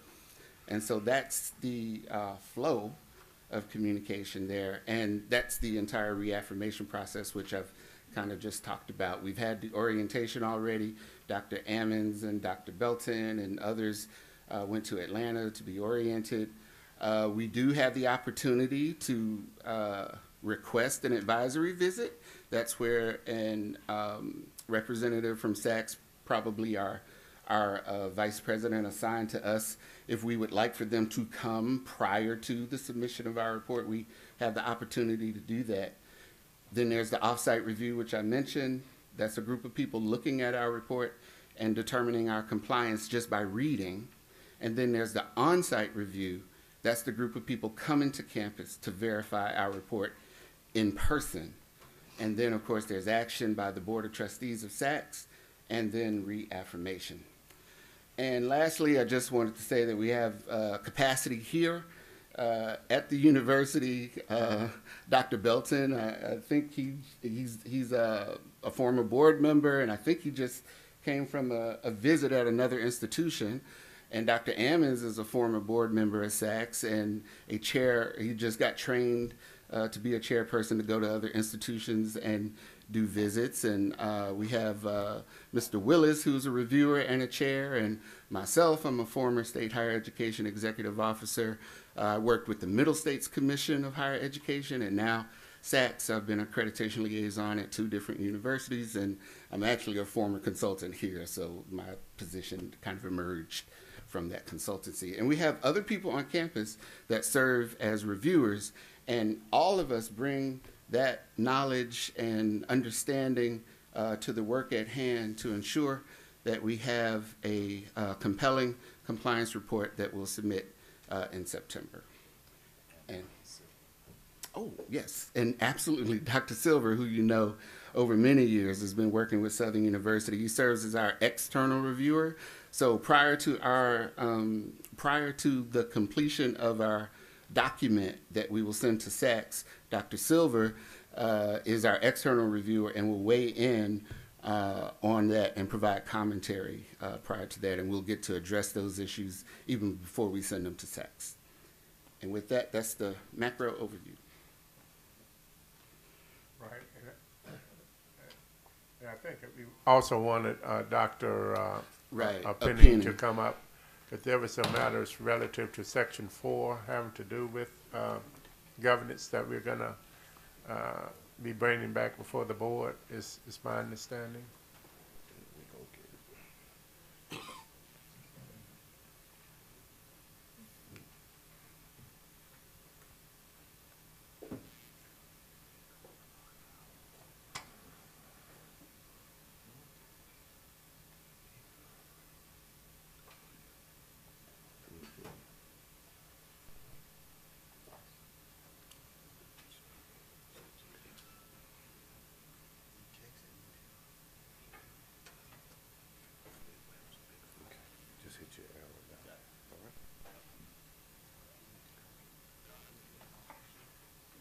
Thank you, Mr. President. There's a handout that's being passed right now. The section within the SACS principles that deals with the governing board is Section 4. And as we responded to the narratives and we have completed our narrative on Section 4, 42 pages of it, a few things came up that we needed to bring to the attention of the board, especially as it relates to the board bylaws. So in Section 4, 4.1 speaks to the institution has a governing board of at least 5 members, and it enumerates various provisions that we needed to respond to, and we've responded to these. And then Section 2 has subsections A through G, A being mission review. As Dr. Hervey said, what SACS often likes to see, not only do you have a policy, but also there's evidence of implementation of that policy that closes the loop for continuous improvement. So we do have a mission policy. Thank you to the board for approving that. We have implemented the mission review policy as we did last year in August, Ms. Chairman. That was in Shreveport, so we're very much in good standing with that. We have bylaws and provisions that speak to board administration distinction, the CEO evaluation and selection. D, E, and F are the ones I'm going to touch base very briefly: conflict of interest, board dismissal, external influence, And of course, the board self-evaluation. Once again, thank you to the board for not only approving the policy, you also approved the instrument. We have implemented the instrument. We have one cycle of data, and in that we demonstrated the continuous improvement that this board has made over the past year. This is very small, but it is in your handouts, and it speaks on page 156 of the SACS Principles of Accreditation. They require that institutions have to demonstrate, and I'm looking right here, on two areas especially, 4.2D, conflict of interest. I try to highlight that in your handouts. And on the very top, under item 7, it says, is there a published institutional policy? One is required for conflict of interest. One is required for board dismissal, or at least some language in the bylaws that speaks to those provisions. Right now, we don't have any. So what I did was I looked at the UL system, because their schools are also accredited by SACS.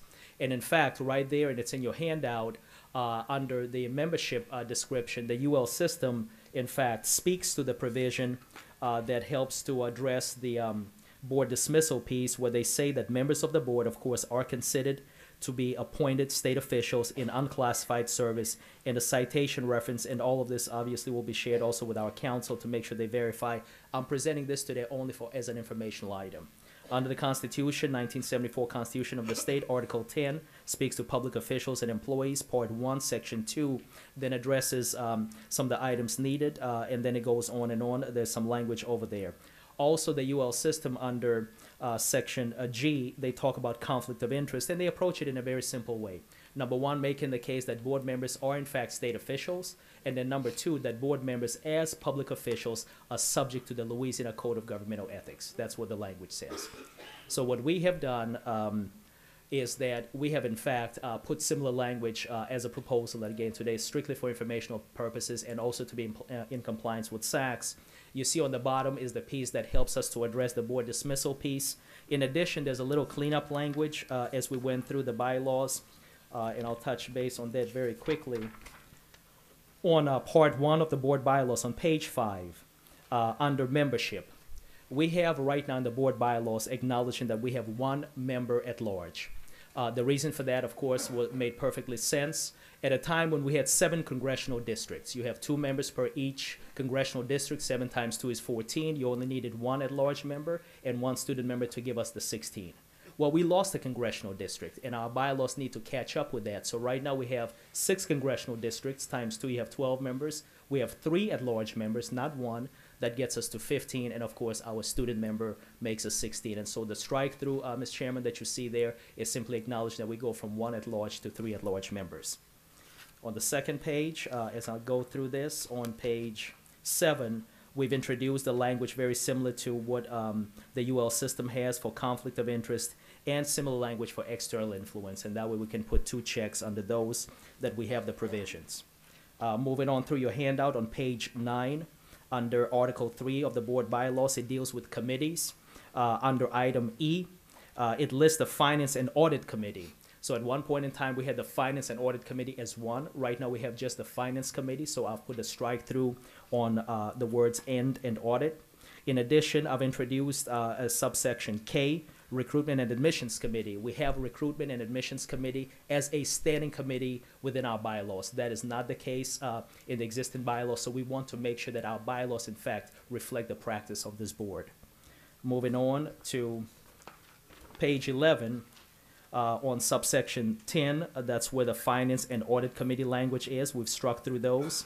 And then we've introduced a new subsection 16, recruitment and admissions. And when I counted the count of the number of board members on recruitment and admissions, it was 7. 7 tends to be the number on most of our committees. It floats between 5 members and 7 members. So the language there simply speaks to that, and that all matters relating to recruitment and commissions comes before this particular committee.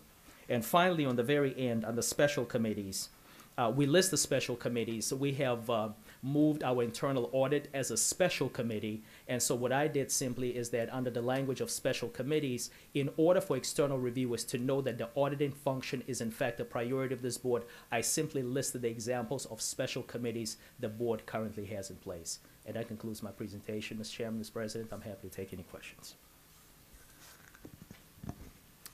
Thank you, Dr. Penny, Dr. Belton, did you have anything to add to that? Well, we obviously asked Dr. Penning to offer this, these matters to you as an informational item. With your permission, Mr. Chair, we would like to, we would hope that the board will consider the adoption of some of these changes at the next meeting for incorporation into our compliance document. Yes, those will go on the governance committee, and I would ask in anticipation of our consideration of it in April that you have another conversation with Chairman Gillum. Yes, sir. Yes, sir. All right. We will move now to our action items. Item 6A, approval of the minutes of the February 21st through 22nd, 2019 regular meeting of the Southern University Board of Supervisors. It's been moved. Is there a second? It's been moved and properly second.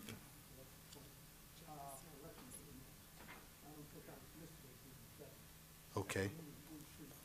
And certainly you were there, so we will make certain that that is corrected. Thank you, Mr. Gillum.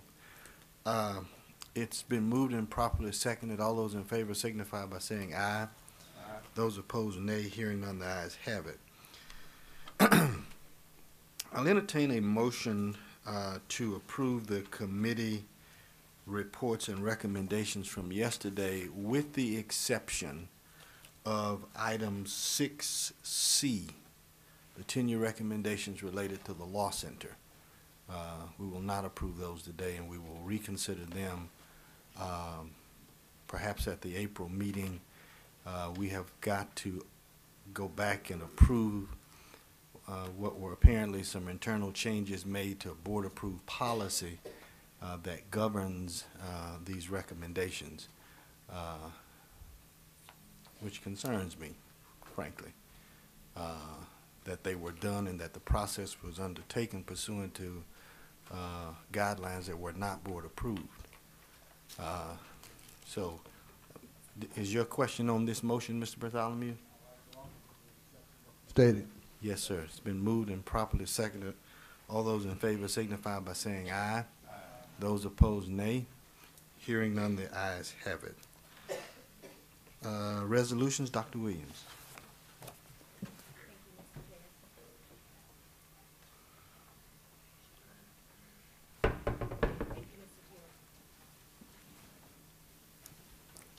Thank you, Mr. Chair, members of the board. The March 2019 resolutions are as follows. Commendations and best wishes are extended to the U.S. Ambassador to South Africa, Minwa Johannes Malangu, Minister of Agriculture, and to Janitha Malangu at the U.S. South African Embassy. They will be with us shortly.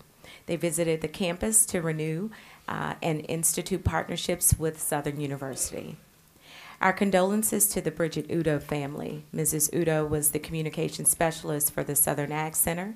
Mrs. Udo was married to Southern University Ag Center professor Oscar Udo. She passed away on Monday, February 11th, 2018. Condolences also to the Eugene Brown family. Mr. Brown was the founder of Brown & Brown Custom Clothiers and was a respected tailor since 1973 in the city of Baton Rouge and surrounding areas. He is responsible for customizing the blazers worn by the Southern University Board of Supervisors. He passed away Friday, March 1st, 2019. Condolences are also extended to the Shelby Sanders family. Dr. Sanders was a resident of Tuskegee, Alabama, and a longtime educator. She is the mother of Southern University at Shreveport Chancellor Dr. Rodney Ellis. She passed away Wednesday, March 6th, 2019. Condolences are also extended to the Daisy Lee Gant family. Mrs. Gant is a native of Shreveport, Louisiana, and is the mother of former Southern University board member Reverend Joe Gant. Mrs. Gant was 101 years old. She passed away Saturday, March 9th, 2019. Condolences are also extended to the Leroy Harry family. Mr. Harry, or Plates, as he was fondly called during his childhood, was a native of Angie, Louisiana, and a resident of Benton, Louisiana. He is a 1959 graduate of the College of Agriculture, where he earned a degree in vocational agriculture education. He passed away Monday, March 11th, 2019. Condolences also to the Tevester Scott family. Mr. Scott was a native of Jackson, Mississippi, and a resident of Duluth, Georgia, and a son of Baton Rouge and New Orleans. He was a Southern University College of Business grad. He was an entrepreneur and lobbyist in Baton Rouge, and he formerly worked as the Chief Operating Officer for No Limit Records, where he became co-owner of Big Truck Records. He managed the career of New Orleans rapper Percy Wright, also known as Master P, and more than 20 other artists who achieved platinum and gold record status. He passed away Tuesday, March 12th, 2019. Condolences also to the Eartha C. Proctor family. Mrs. Proctor was a native of Baker, Louisiana, and an educator, a retired educator, with more than 30 years in the East Baton Rouge Parish school system. She is was a 1956 graduate of the College of Education at Southern Baton Rouge, and is the mother of Miss Angela Proctor with the John B. Cade Library. She passed away Tuesday, March 12th, 2019. Condolences are also extended to the Sharon Wilburn family. Ms. Wilburn was a native of Monroe, Louisiana, and a Southern University Baton Rouge College of Business graduate. She also previously worked in the Southern Baton Rouge Ticket Office in the Department of Athletics. She passed away Thursday, March 14th, 2019. Condolences also to the Daisy Scott Drury family. Mrs. Drury is the mother-in-law of Carolyn Drury, Southern University at Baton Rouge Comptroller's Office employee. She passed away Thursday, March 14th, 2019. Condolences also to the Wilford Bremer family. Mr. Bremer is the brother of Dr. Elaine Lunau, Southern University Baton Rouge professor, speech pathology and audiology, and he passed away Friday, March 15th, 2019. A resolution is also extended to Dr. Stephen McGuire, who retired after 20 years of service to Southern University and was named the James and Ruth Smith Endowed Professor of Physics Emeritus by the Southern University Board of Supervisors. Congratulations to Dr. McGuire. This concludes our resolutions and commendations for the month of March, Mr. Chair. Thank you, Dr. Williams. Mr. Gillum. Would like to add, Mr. Chair, please, a resolution for the family of Carl Pearson of Shreveport, graduate of Southern University, a former football player, also a former supervisor of athletics for Caddo Parish Schools. Thank you. We will certainly keep that individual as well as all of the others in our thoughts and prayers. Moving forward to informational items, we go now to item 7A, update on medical marijuana initiative. Morning. Dr. Walker. Good morning, honorable board members. I have the honor of having Dr. Jenna Snowden, our executive director for the medicinal medicine, and she's accompanied by our partner, Dr. Chandra Kamesi.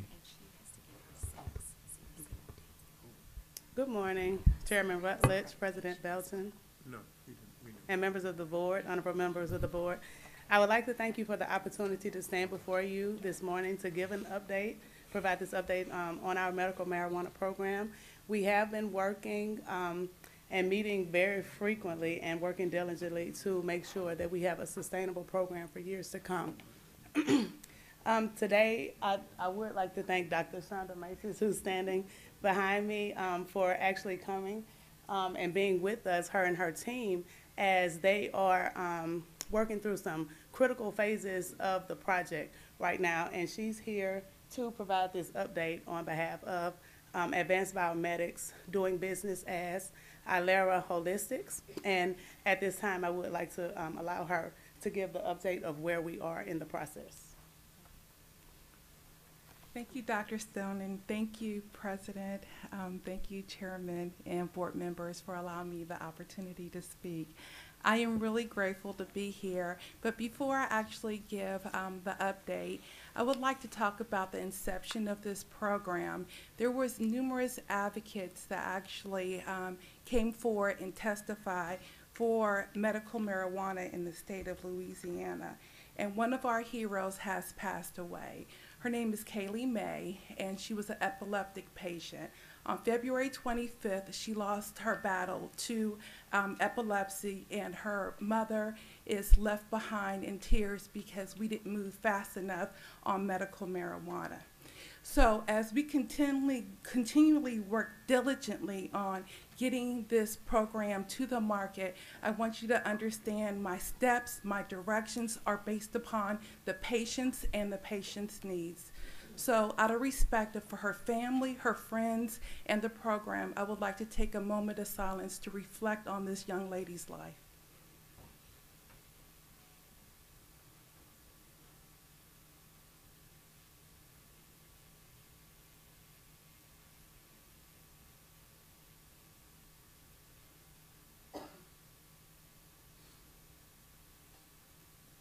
Thank you. So, I am very excited to let the board know that we have been moving expeditiously through this process. We have been moving what I would consider in the scope of medical marijuana industry at lightning speed. We have completed, we secured our land. We have completed all of our clean out of the property. We have gotten actually all of our environmental phase 1 done. On Monday, we were able to go for our pre-planning meeting, and we were able to get our first qualifications on the rezoning. We will go before Metropolitan Council on April 17th, where we hopefully will have the final zoning approval to move forward. We are also currently no changes in our deadlines. We are meeting all of our milestones. We have construction slotted for May.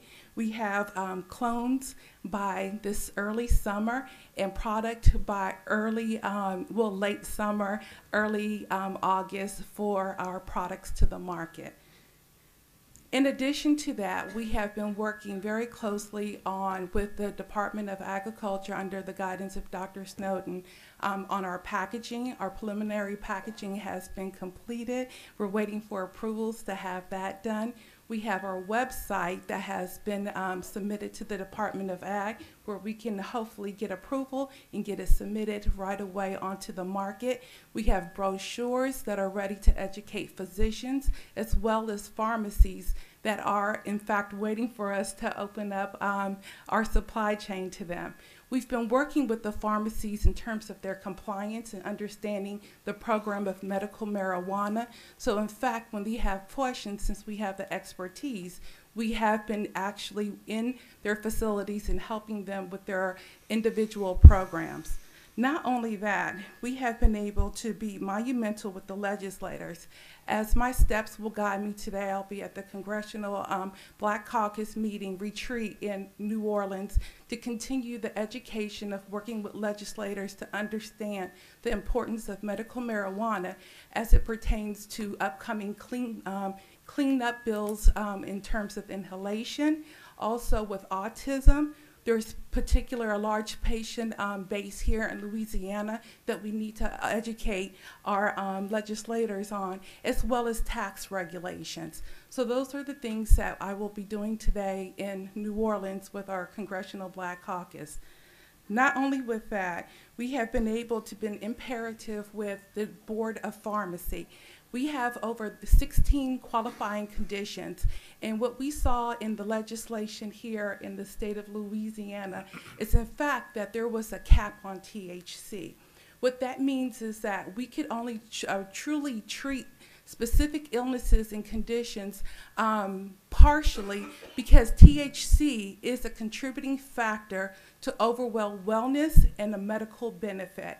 So what we did is went back into journal research. We got academic support in journals to say that based upon the qualifying conditions, that in fact the THC cap has to be removed in order to be able to treat patients correctly based upon their individual needs in the scope of medical marijuana. Based upon that, the THC cap was removed, and now we can proceed with adding THC as a treatment for medical marijuana patients. Now, we have a lot of compliance issues we had to submit as well. And those compliant issues included the metric trainings for our staff, which we have completed. Also, suitability has been done on behalf of our members. We have completed we have completed as well our annual reports to the Louisiana Department of Agriculture as well as the Secretary of the State. And so as we stand before us, we are diligently moving forward without any delays in our program. Thank you. That completes your presentation, Dr. Macias? Yes. Okay, we've got a question from did you have some follow-up to that, Dr. Snow? No, sir. Okay. Dr. Davis. Yes, I just want to congratulate the team for doing a great job and being on schedule, and tremendous amount of work since the last time you were here. I also want to say that you got some very nice publicity on one of our television stations from some of our locals in Baker of the majority group, which surprised me. In fact, one was a business person, which surprised me, and they're singing your praises. They believe that that old milk processing plant that closed in Baker a few years ago, which is not really in Baker, it's Baker's boundary line go around there going down Plank Road, but that processing plant is in the parish, even though it's inside of our outer boundary line. Just as the zoo is inside our outer boundary line, but belongs to the parish. Yes. And so that's why you went to the parish planning and zoning rather than the Baker planning and zoning. Yes. So, but I want to commend you, wish you well, and just keep moving forward. Keep climbing. Thank you. I'm grateful for your support. Thank you. So I've got I don't see anything. Well, your timing is excellent because on my phone I just got a notice from NOLA.com that says LSU and its medical marijuana partner approved for full production. Dr. Davis is on the cutting edge as usual. What's the status of our suitability assessment, and am I correct that that is a condition precedent to us being approved for full production? For our permanent facility, Okay. yes, it is a requirement. We have submitted that. It's already being evaluated by the state police right now. And is there an anticipated timeline, Dr. Macias, with when they're? Yes, so they said it could take as long as 6 months, but because we actually work with them hand in hand to make sure we did everything possible to give them all the information that they needed, that they said it would probably be before that, way before that timeline. So we approved a temporary location that you all are in the process of standing up, for lack of a better word. Yes. And so from your production at the temporary location, when do you project being able to go to market? So again, that is where we're very eager to deliver, and so we're looking at this. I'm sure you are. You want to make some money back. So what we heard here was that, in fact, we liked education and also economic benefits to be able to provide to this university, and that's what we intend to do. So contributing to that, we definitely will continue to move in that direction as quickly as possible. But this summer is our timeline, if not before. Very good, very good. And while you're operating in your temporary facility, I gather on a parallel track you are building out the permanent facility as well. Okay. 67,000 square feet. Very good. Okay. And we see a clear path with our suitability assessment and going forward. All right. Do you have anything to add, Dr. Snowden? I don't. Thank you. Dr. Walker, do you have anything to add? I'd like to thank the System General Counsels of Deidre, Roberts, Winston, DeQueer. We've been on several calls, and I've been totally impressed of how they have been so helpful in the process. Very good. Thanks to each of you. Thank you. All right. We have, before we go to our Assistant President's report, we have some special guests who have joined us, and I believe that Dr. Tarver will introduce them. You go to. Very good.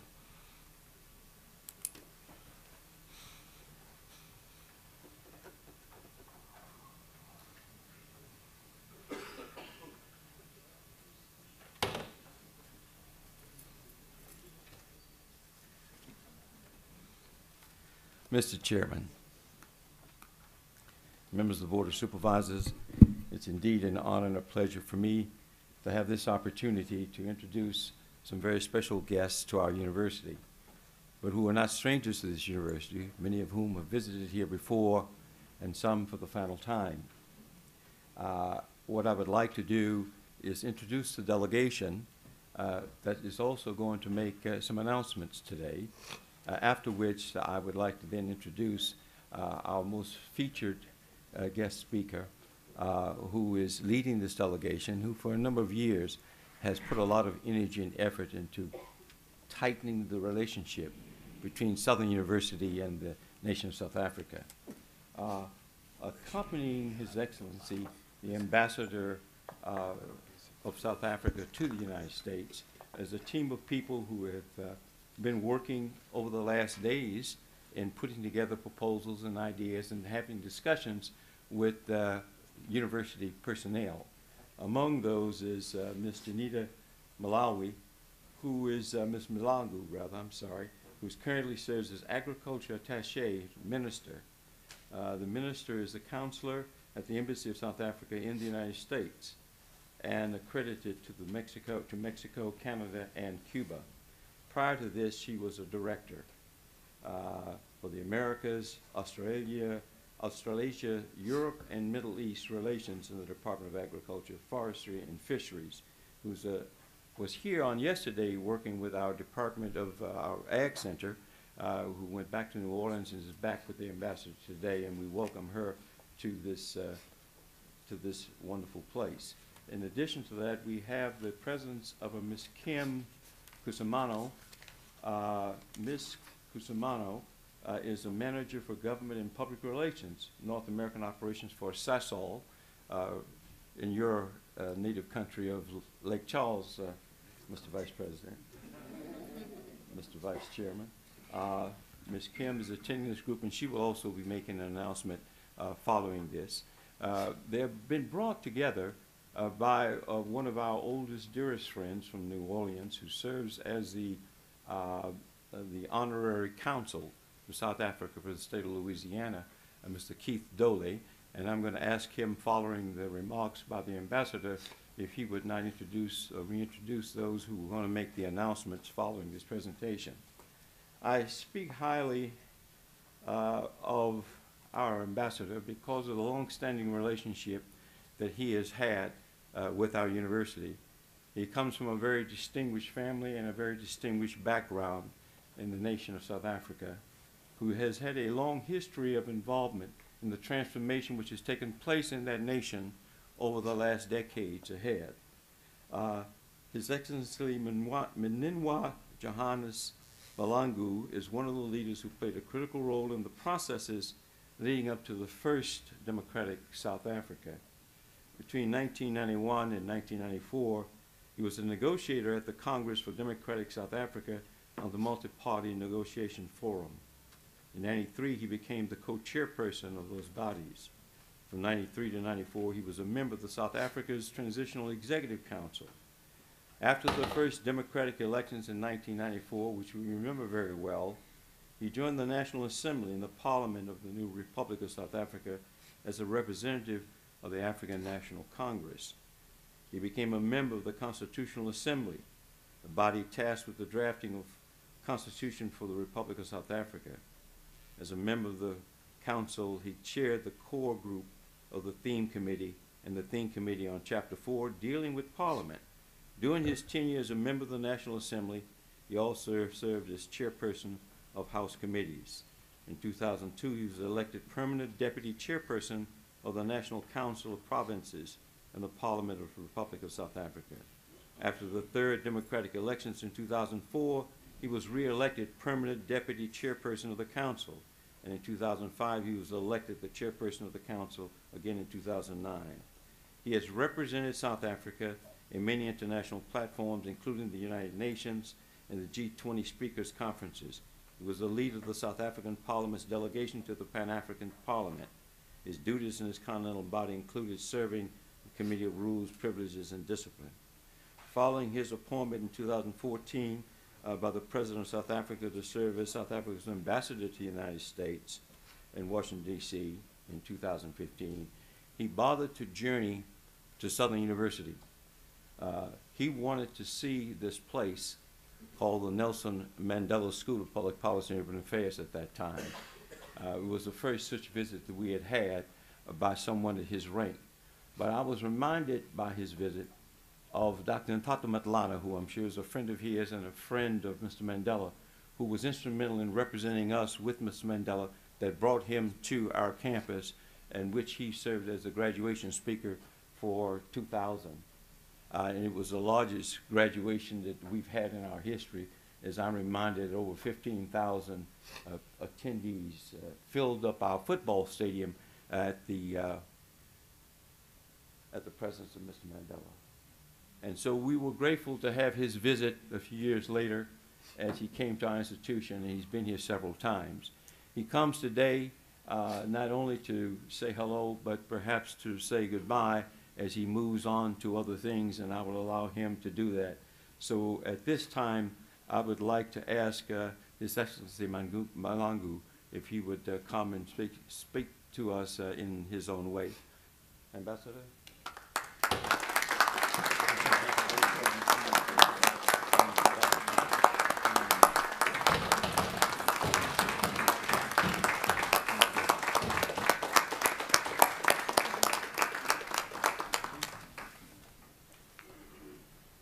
Thank you, Dr. Thatcher. Thank you very much for such an eloquent introduction to me. Dr. Belton and members of the board, all of you, may I send or wish you my great regards this morning as I'm visiting, I think I'm visiting this university for the second time today or third time, I can't remember. But I'm here in Louisiana for the fourth time. It has grown very close to my heart since I came here in 2015 and promised me I will not give a very long speech today. I thought it was worthwhile to come back to the university. Let me start there. As I leave the U.S., my term of duty has come to an end in the United States of America. I now go back to South Africa to continue doing other things there. So I want to thank you today for your support to me as an individual in my work mandated by the government of the Republic of South Africa to come and work in the U.S. You have supported me continuously all the time since I came here. I thought it was important for me to come back to the university and say thank you very much for the support you gave, but in particular, not to me as an individual, but to the country and the people of the Republic of South Africa. Thank you very much for that support that you gave to me. Secondly, I want to thank you that during my course of my stay in the U.S. and with the engagement I had with the university trying to do some work, you were able to bestow to me an honorary doctorate, of which I thank you very much, and I think it was an endorsement of this board. Thank you very much for what you have done. I will remember you, and I wish and I commit myself, Dr. Belton, even if I'm back to South Africa, to continue working very close to the university. We can talk about that later on, but my heart has a foundation here, and that foundation is becoming stronger and stronger, building the walls and putting up the roofs, and very soon we'll make sure that the ceiling is also put in, and we continue to work together as people of the world. Thank you very much once more for that. And may I also say that during our coming together, we have been discussing very important issues. The Nelson Mandela school that you have started at the university, that is one project that we are working on together, and we will see that, we want to see that project coming to its fruition, and we would like to see it doing very good job for the people of the US and the people of South Africa. You know that one of the intention was to look at also some of the students in South Africa to come and study at this university, and some of the students going to South Africa to go and study.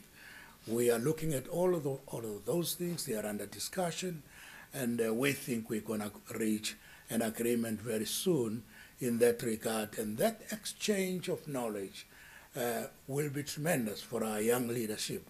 That will be seen as a driving force behind us when we take retirement one day. We will be able to say we have built a leadership that has got an aim and objective to continue with the work of where the elders shall have left. So I want to thank you for that discussion as well, because it is a wonderful discussion. And very recently, I'm sure you are aware that when we came here for the first time, we were very interested in the issues of agriculture. We've just established 2 new schools, universities of agriculture in South Africa.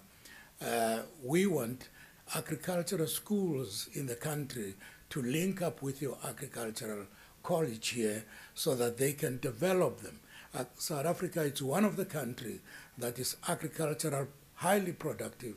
So we can benefit from your experience, and the children can benefit from the experience of this area and the university as well.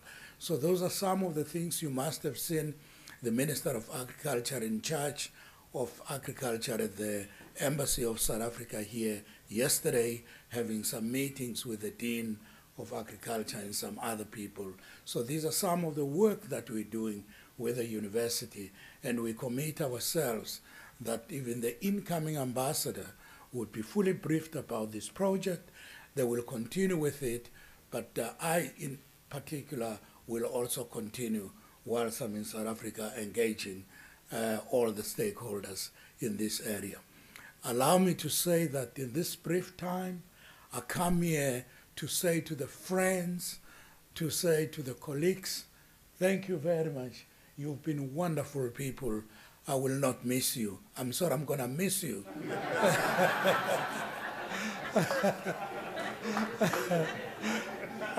I'm going to miss you. I'm going to miss you a great deal. Thank you very much. I will not forget you. You will always remain within my mind and my heart. Thank you very much. May God bless you.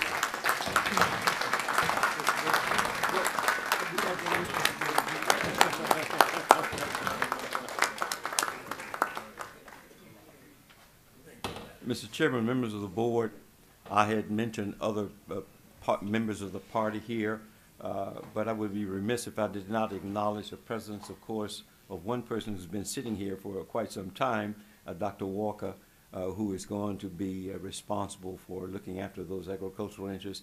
And of course, we have our most distinguished dean of the Nelson Mandela College of Government, the Honorable distinction. Dr. Dean Igejiri. Dr. Igejiri, thank you very much. Also in the delegation is someone else who is a sister, a daughter of Southern University, who's involved in these projects, Dr. Jean Bailey. Dr. Bailey, would you stand, please? Let's give her a standing warm heart. She is currently chair of the sister state relations between the state of Maryland and KwaZulu-Natal. And we're looking forward to working with her in the future as well. And one of our own who is responsible for a proposal you will hear about, Dr. Walter Tillman. Dr. Tillman, would you stand, please? And at this time, then, I would like to reintroduce the distinguished attorney, the honorary consul to South Africa for Louisiana, Mr. Keith Doley, who will then introduce someone from Sasol with an announcement I'm sure you all want to hear. Mr. Doley? Good morning, Mr. President, Chair, Board of Supervisors, and guests. It is indeed a pleasure to be here before you this morning. And the ambassador's really trying to hurry up and say he's ready to retire. That's why he says he will forget you. But when he leaves next week, trust me, I'm not going to let him forget any of us. But we have been working, you know, a couple of weeks ago I received an email from Dr. Dean Etchegari regarding the use of the name of the Mandela College and some things. And what I did was I happened to go back and I was doing my research and I looked and I found the speech that President Mandela gave on the university. And it was so, and just as a reminder, when the ambassador gave his speech, we went to that speech, and those things that the president said at that time was so relevant to and today that we used many of the things that he said. One of the things that really came out to me was that he said that he told the students, he said that your theater is global, and therefore you have to reach out to those people throughout the world to be able to make, you know, yourself a success. I'm very proud to bring forward this morning a part of that globalization, a part of that global network that we're with, Sasol. Ms. Kim Kusamana, who represents Sasol, I reached out to her as soon as I heard that the ambassador was coming and invited her to join us. And last week she called me, she said, we're putting together something that we want to put in the name of the ambassador to remind us of him while he is gone from the university in the United States, but to remember him by. So we are in negotiations right now with Sasol to establish the M.J.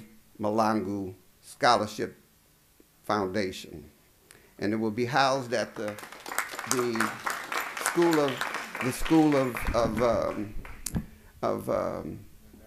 Mandela College. But I'd like to bring up Ms. Kim Kusamano from Sasol. And I'm so happy that she's here because she's going to be visiting us a lot, because I'm going to make sure of it, that she's here with us to discuss this. But Kim, you want to say a few words about it? Sure. Hello, everyone. Thank you for having us here this morning. We appreciate it. For those of you that aren't familiar with Sasol, I'd like to just give a few seconds of who we are and our mission here with this new initiative. We are a global chemicals and energy company. We're based in Johannesburg, South Africa, of course, but we've chosen North America, specifically Lake Charles, Southwest Louisiana, as our second major growth hub for globally. We have a little project going on over there. Some of you may have heard of it. It's an $11 billion chemicals facility being built as we speak, and started up as we speak. And in those discussions, we've with the ambassador and the honorary council over several years, we've prioritized things.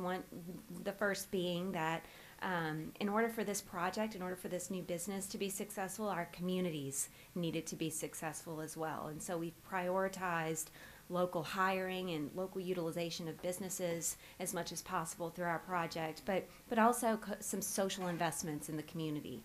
We've reached $5 million to date just in the last few years of education, small business, and environmental initiatives in our local Southwest Louisiana area. But we've also highlighted and prioritized relationships with the university community across the state. And we picked just a few that we felt were most aligned with our interests, Southern being one of them. We've worked with you over the last couple of years as part of our workforce development efforts in the business and industry cluster, and we hope to grow that partnership even further with the advent of this initiative. I can't give too many specifics just yet, but we hope to come to you with those very, very soon, and making a meaningful investment in Southern and in strengthening our partnership over the next several years. Thank you. When Kim called me and said that she wanted to do this, I reached out to a friend of mine, Dr. Walter Tillman, and we were able to put together a working document that we have submitted to SASL, and that document has now gone to South Africa for approval. It's just for approval of the program. The details of that program will be worked out, but we are in negotiations now to be able to pull that off. The next thing that the ambassador spoke about, and that would be with Minister Mshlangu in terms of the relationship between the dean at the agriculture school and the Southern University and partnering. This is something that I've been trying to do. I've been trying to get the engineering school and the agriculture school to partner with us. We are on our way with that, and I'm very proud to announce that. And I want to thank the minister for coming and thank the dean for making that initiative move forward. And the third thing that, and I'm going to allow our sister Southernite to come forward and talk about the next project that we're bringing to Southern.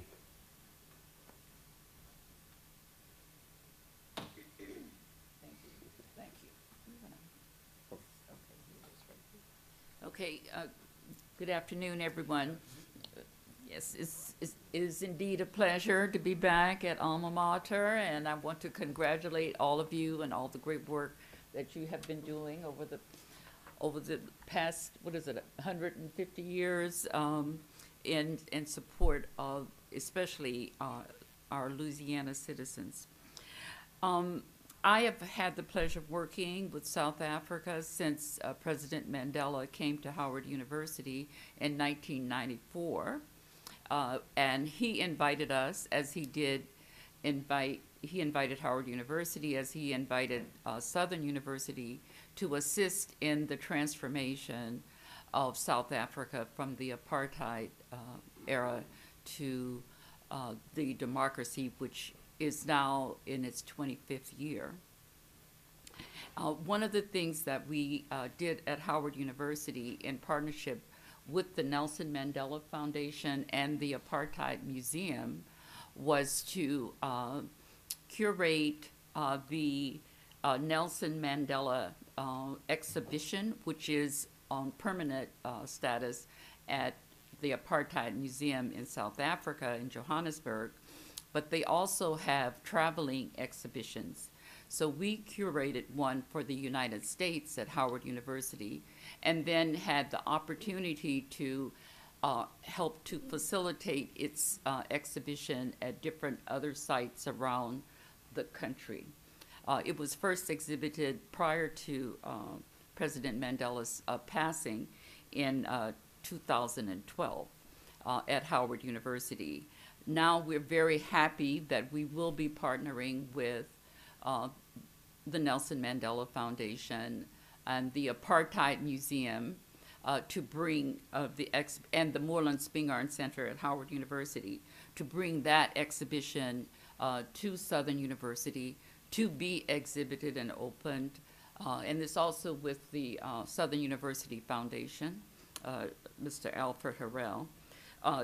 It will be opened on the occasion of the 25th anniversary of independence of South Africa here on the university campus in the museum. We're also working with Dr. Kerr in the curation of it here at Southern University. So we're very, very excited about this, and certainly the Apartheid Museum and the Nelson Mandela Foundation, which owns the copyright for Nelson Mandela, will be here to help celebrate this opening. So we thank you all for your support. Thank you.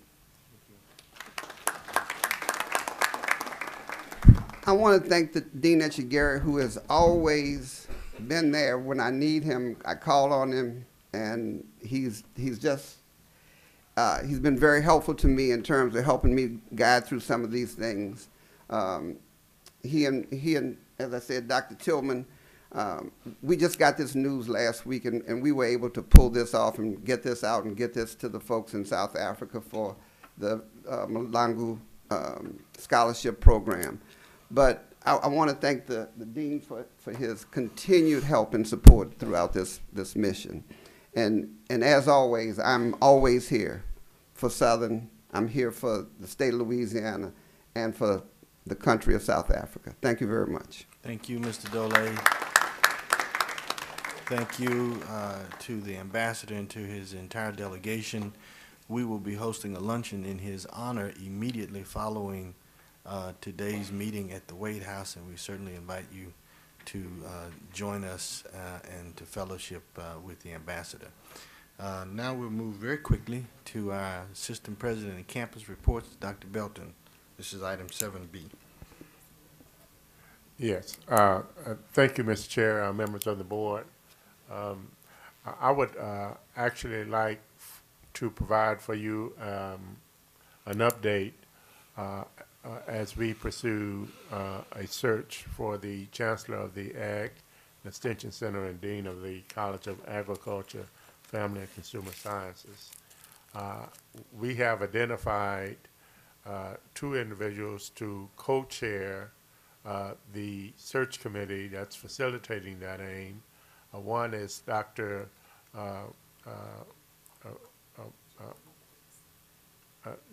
Dr. Gina Eubanks, and the other is Dr. Bijoy Sahu. And I was going to ask if Dr. Eubanks, as accompanied by Dr. Sahu, if you would come forth and provide that update as appropriate.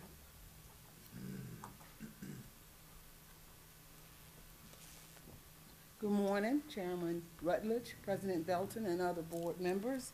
I'm glad to be here today with my co-chair to say that we are moving forward with the charge that has been given to us by President Belton to seek a Chancellor Dean for the Southern University Agricultural Research and Extension Center and the College of Agricultural, Family, and Consumer Sciences.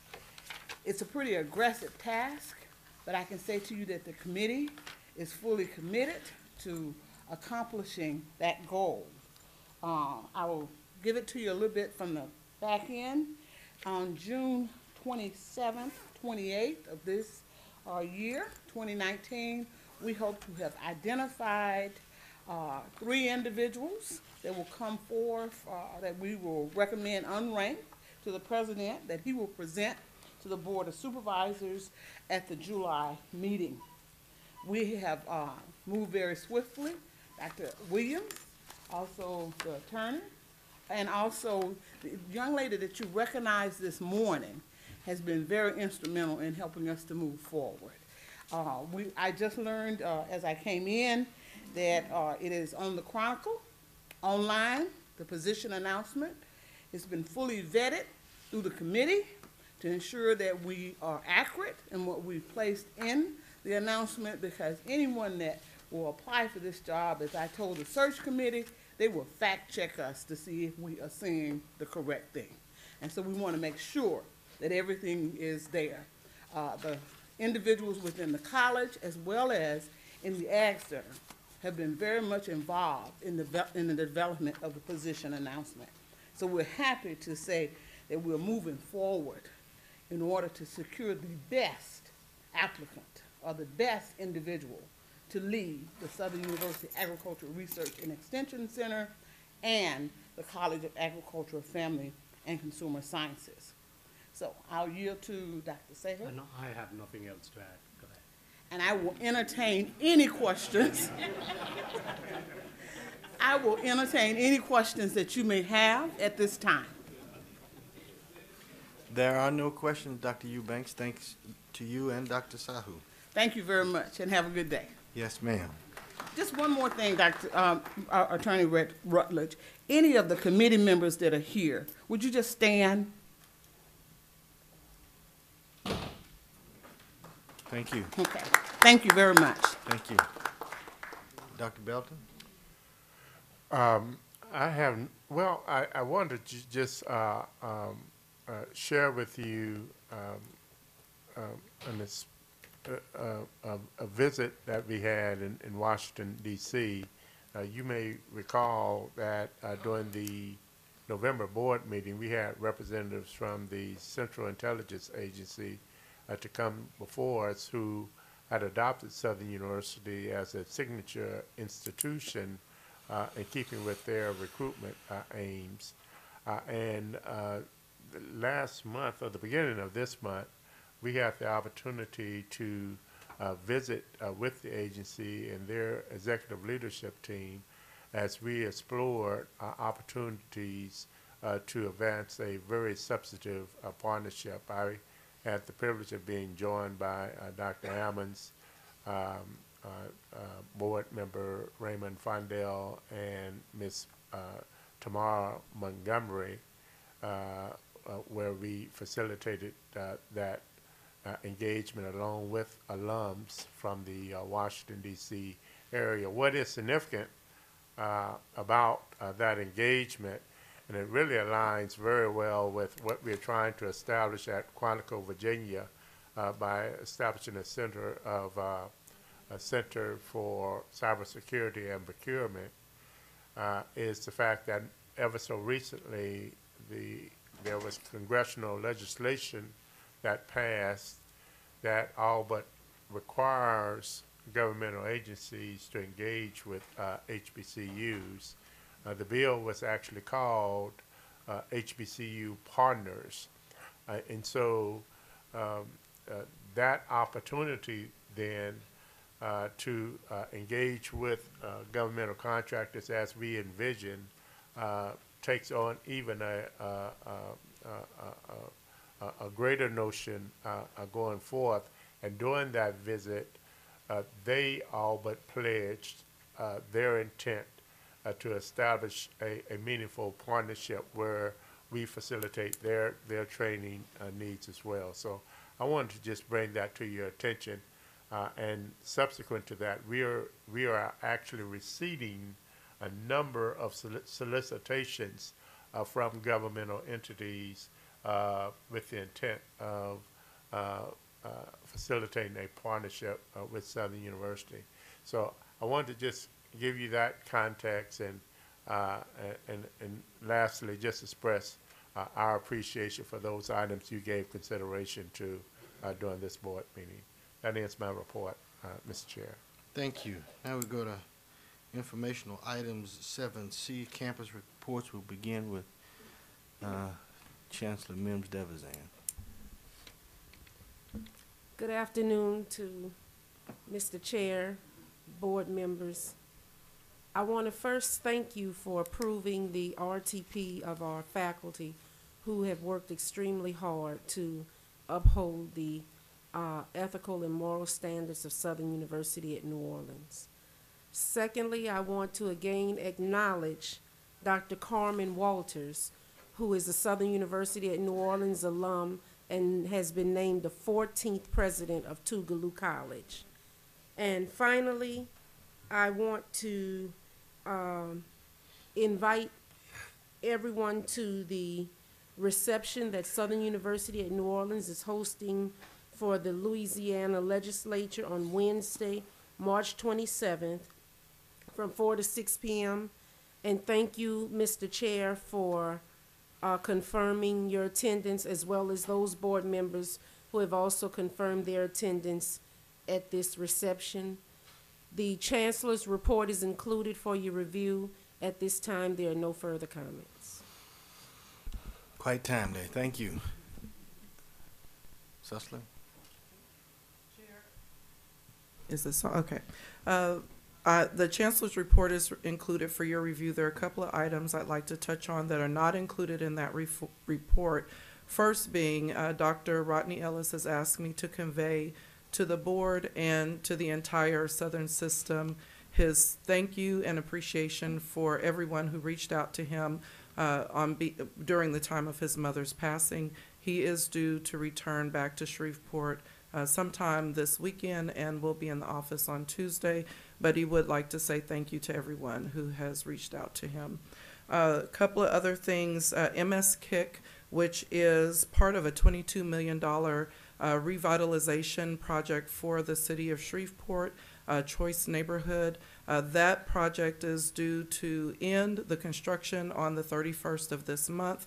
We will have a grand opening in May or June, and you will receive more information about that for your attendance if possible. We will have attending that senior level HUD administration and leadership, and also the Secretary of HUD is possibly going to attend that event. Just yesterday, we completed hosting the 2019 National Association for Women Judges District 6 Conference. The theme was Color of Justice and included a panel discussion with Judge Regina Bartholomew Woods and Judge Paula Brown, both the Fourth Circuit Court of Appeals, New Orleans, as well as Judge Yvette Alexander, Baton Rouge City Court, and a host of judges from Shreveport, even some as far away as Chicago. And for a student update, we would like to report that Susla's radiologic technology student, Jeff Yeager, won first place at the 2019 Midwinter Junior Division Student B competition hosted by Louisiana Society of Radiologic Technologists in Alexandria on March 9th. This is a competition of students from all accredited programs from across the state to include Baton Rouge General, McNeese State University, LSU Alexandria, LSU Eunice, and the University of Louisiana Monroe. That completes the report. Thank you. Dr. Walker.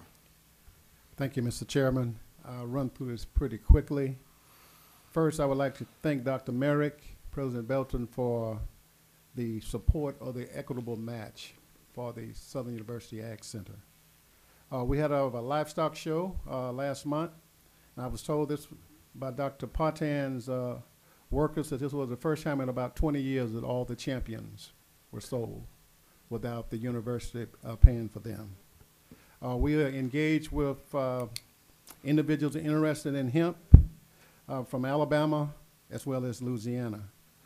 Our College of Agricultural, Family, and Consumer Science banquet was held last night.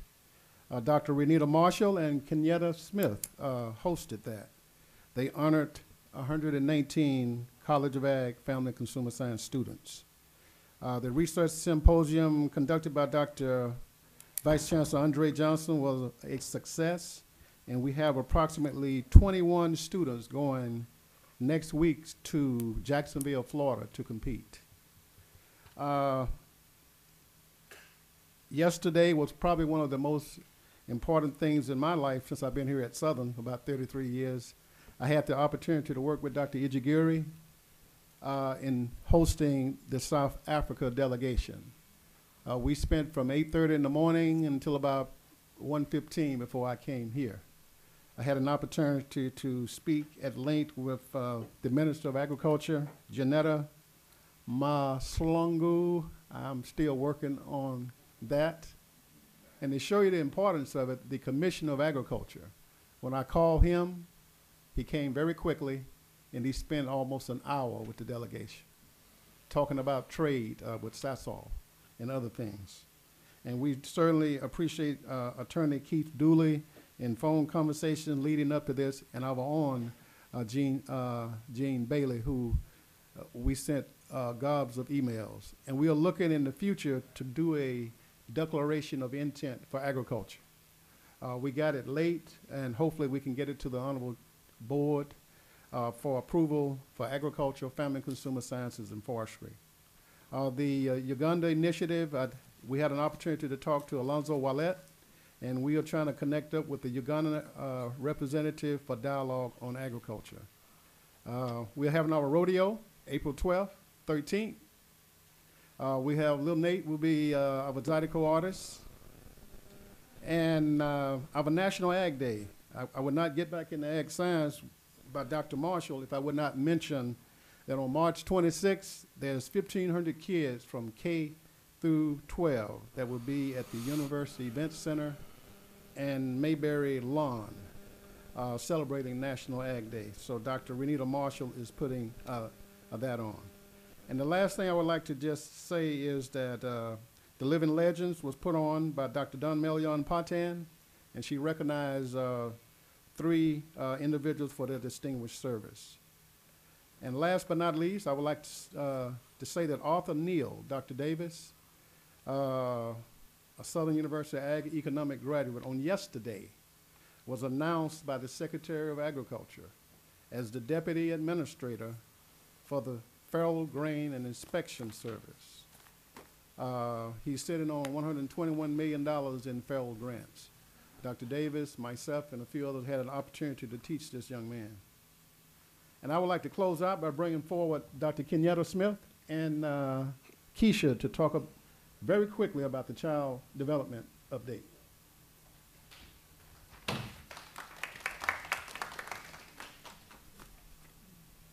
Ms. Keisha Caesar and Dr. Kenyatta Nelson Smith. Don't sit down, Dr. Smith. You're not joining her? Mm-hmm. She was trying to sit down. Good morning, everyone. My name is Keisha Dandridge Caesar, and I am humbled and privileged to be the director and instructor of our Southern University Child Development Laboratory. If you don't know where it's located directly behind Pinky Thrift in Building 190 on Jesse N. Stone Avenue. Our Child Development Laboratory will serve as real-life practicum experiences for our child development students, as well as a social scientist catalyst for departments across our campus. As you all may know, and if you don't, I'm going to tell you, is that the Southern University Laboratory building has been standing for over 15 plus years. We are the first team to make it this far, and we are super excited about it. We have achieved fire marshal approval for occupancy for up to 61 students. We have received sanitation and health approval for occupancy, and we are currently working on our final level of occupancy approval, and that's to the Louisiana Department of Education licensing. We also have an approved payment schedule, as well as we are going to offer a 5% discount to those families who have multiple children. We are considerably less than those other laboratories that are in in the state of Louisiana and surrounding states. It is our goal to open next month. I've set a personal goal to open this semester. We've worked really hard. Dr. Redia Walker and Dr. Atkinson have worked alongside us in this effort, and we all know that Dr. Walker's contract ends in May, and she's leaving to go back home. And we want her efforts to be seen and known that this came to fruition before she left. So we want to open in April. Our plans to open were semi-hindered because we had not received all of our materials, but then the Greater Mount Olive Baptist Church donated us 4 brand new baby beds to put in place until our materials arrive on next week. So we are able to push that button for approval later this afternoon, so that 7 days from tomorrow, the state of Louisiana will come to observe the facility so that we can get our final level of approval so that we can have some babies on campus. We will be serving children from 6 weeks to 4 years old. We have entered into a collaboration with our speech pathology department. They are going to be taking care of all of our literacy and language needs. They are going to do all of our growth assessments. They'll be preparing our IEP and ISFPs for our children with special needs. And lastly, we hated that we missed our South African visitors on yesterday, but we are super excited about any future projects that we can offer to assist with parental training and the training of early childhood educators in South Africa. We have hired, with the help of this board and the Southern University system, we have hired 3 teachers. One teacher, our infant teacher, is Alexis Perkins. She's not with us today because she is still a student. She graduates on May 10th. We have 2 other teachers that are with us, and they'll stand behind us. We have Dominique Singleton, who is a graduate last semester. And then we have Miss Deonna Zachary, who is also a graduate from, I think, the spring of 2018, 17. So we are super excited because for me, that's a bonus. They're an alumni just like me, and they seem to share my enthusiasm and compassion for the work that we're going to do. So I just thank you guys, and I ask that you get excited because you can't get any more excited than Keisha Caesar because we're about to make history on this campus. All right? Thank you. Oh, I'm sorry. Do you all have any questions? I got excited. Did you leave anything for Dr. Nelson Smith? Did you? No. You don't need to add anything to this? No. The only thing I would say that if anyone would like a tour, we are not at full at 100% with all of the supplies and all of the expectations for the deliveries that are going to come within the next month. But we have drastically improved that laboratory along with facilities. Yeah, oh, we the forgot campus about that. facilities, yes, they have been wonderful in helping us to be prepared for to pass all of the inspections that we've gone through. So if you'd like a tour, please get with myself or Ms. Caesar, and we'd love to let you come and view the facilities. One moment, ladies. We do have a question. Mrs. Smith. Comment. Thank you. I'm excited. I'm very excited for you because it has taken you 1 year to get to this point. And our student board member last year is the one that came in fighting for you, and the board embraced her to support where you are. So I've been over there on 2 occasions to sneak a peek, and I was excited when I saw all of the playground and all of the new things that were happening. But board members, I want to remind you that Ms. Jordan Franklin is the one that brought this in last year and started the ball to roll. So congratulations to you. Thank you so much. All righty. Thank you. Does that conclude your report, Dr. Walker? Very good. We move now to the Law Center. Vice Chancellor White. Yes, good morning, Mr. Chairman, members of the board. I met with Chancellor Pierre this morning. He asked me to just send his greetings. He was diagnosed with an upper respiratory infection. We expect he'll probably be back in office sometime next week. But the Chancellor's report has been included in your package. There's only 2 things. He asked me to mention that April 3rd through the 6th, we'll have our alumni roundup. And also, as it relates to our recruitment efforts and applications right now, we are seeing in the applications a 24% increase right now, and as of commits this time last year, we're up 33%. That concludes our report. Thank you. Quite timely. Thank you. Dr. Ammons. Thank you, Mr. Chair, members of the board, Dr. Belton, colleagues. This week we celebrated Founders Day here on the campus. 139 years of academic excellence. This year's theme was Fulfilling the Promise. The commemoration was filled with traditional events that allowed the campus community to engage and participate.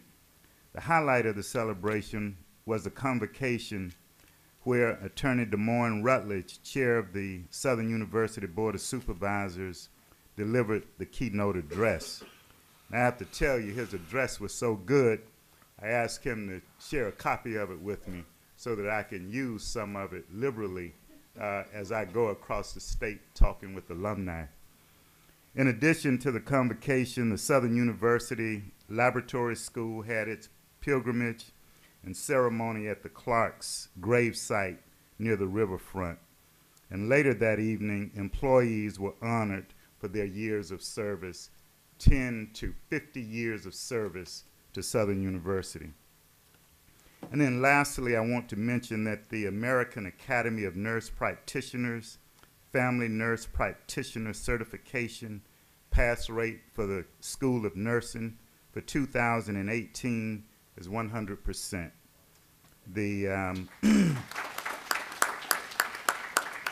The national average pass rate is 85%. For both years, 2017 and 18, the school exceeded or met the national average for each of the 4 categories of testing: assessment, diagnosis, planning, and evaluation. And so we want to send our congratulations to Interim Dean Hill and the outstanding faculty of the School of Nursing for this achievement.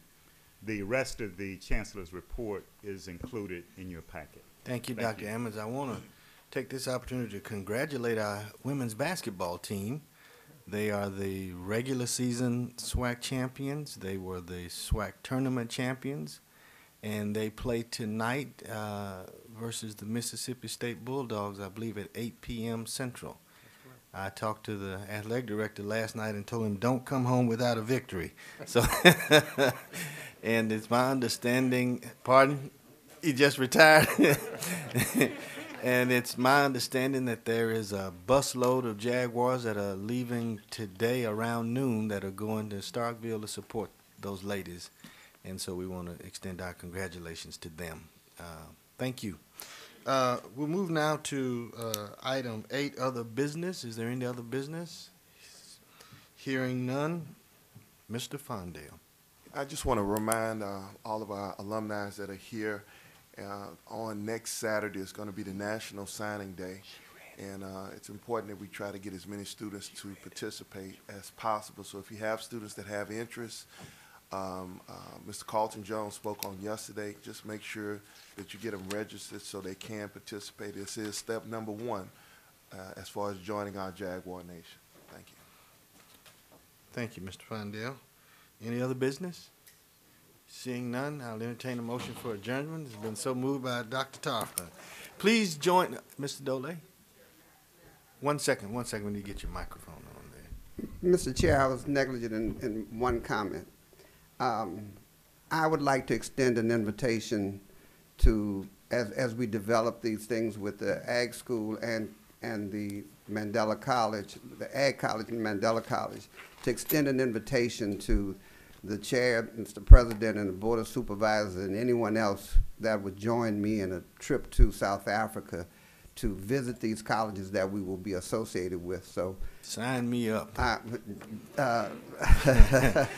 I was there about a year ago and did not want to leave. It was a wonderful experience. It is one of the most wonderful experiences you'll ever have in life is to visit South Africa. I guarantee you. Amen. So to that. please accept our invitation and Thank you. We'll get to work on that. The president and the chair have my phone number, so all we got to do is just put it together. We'll get to work on that Thank you, ASAP. sir. All right.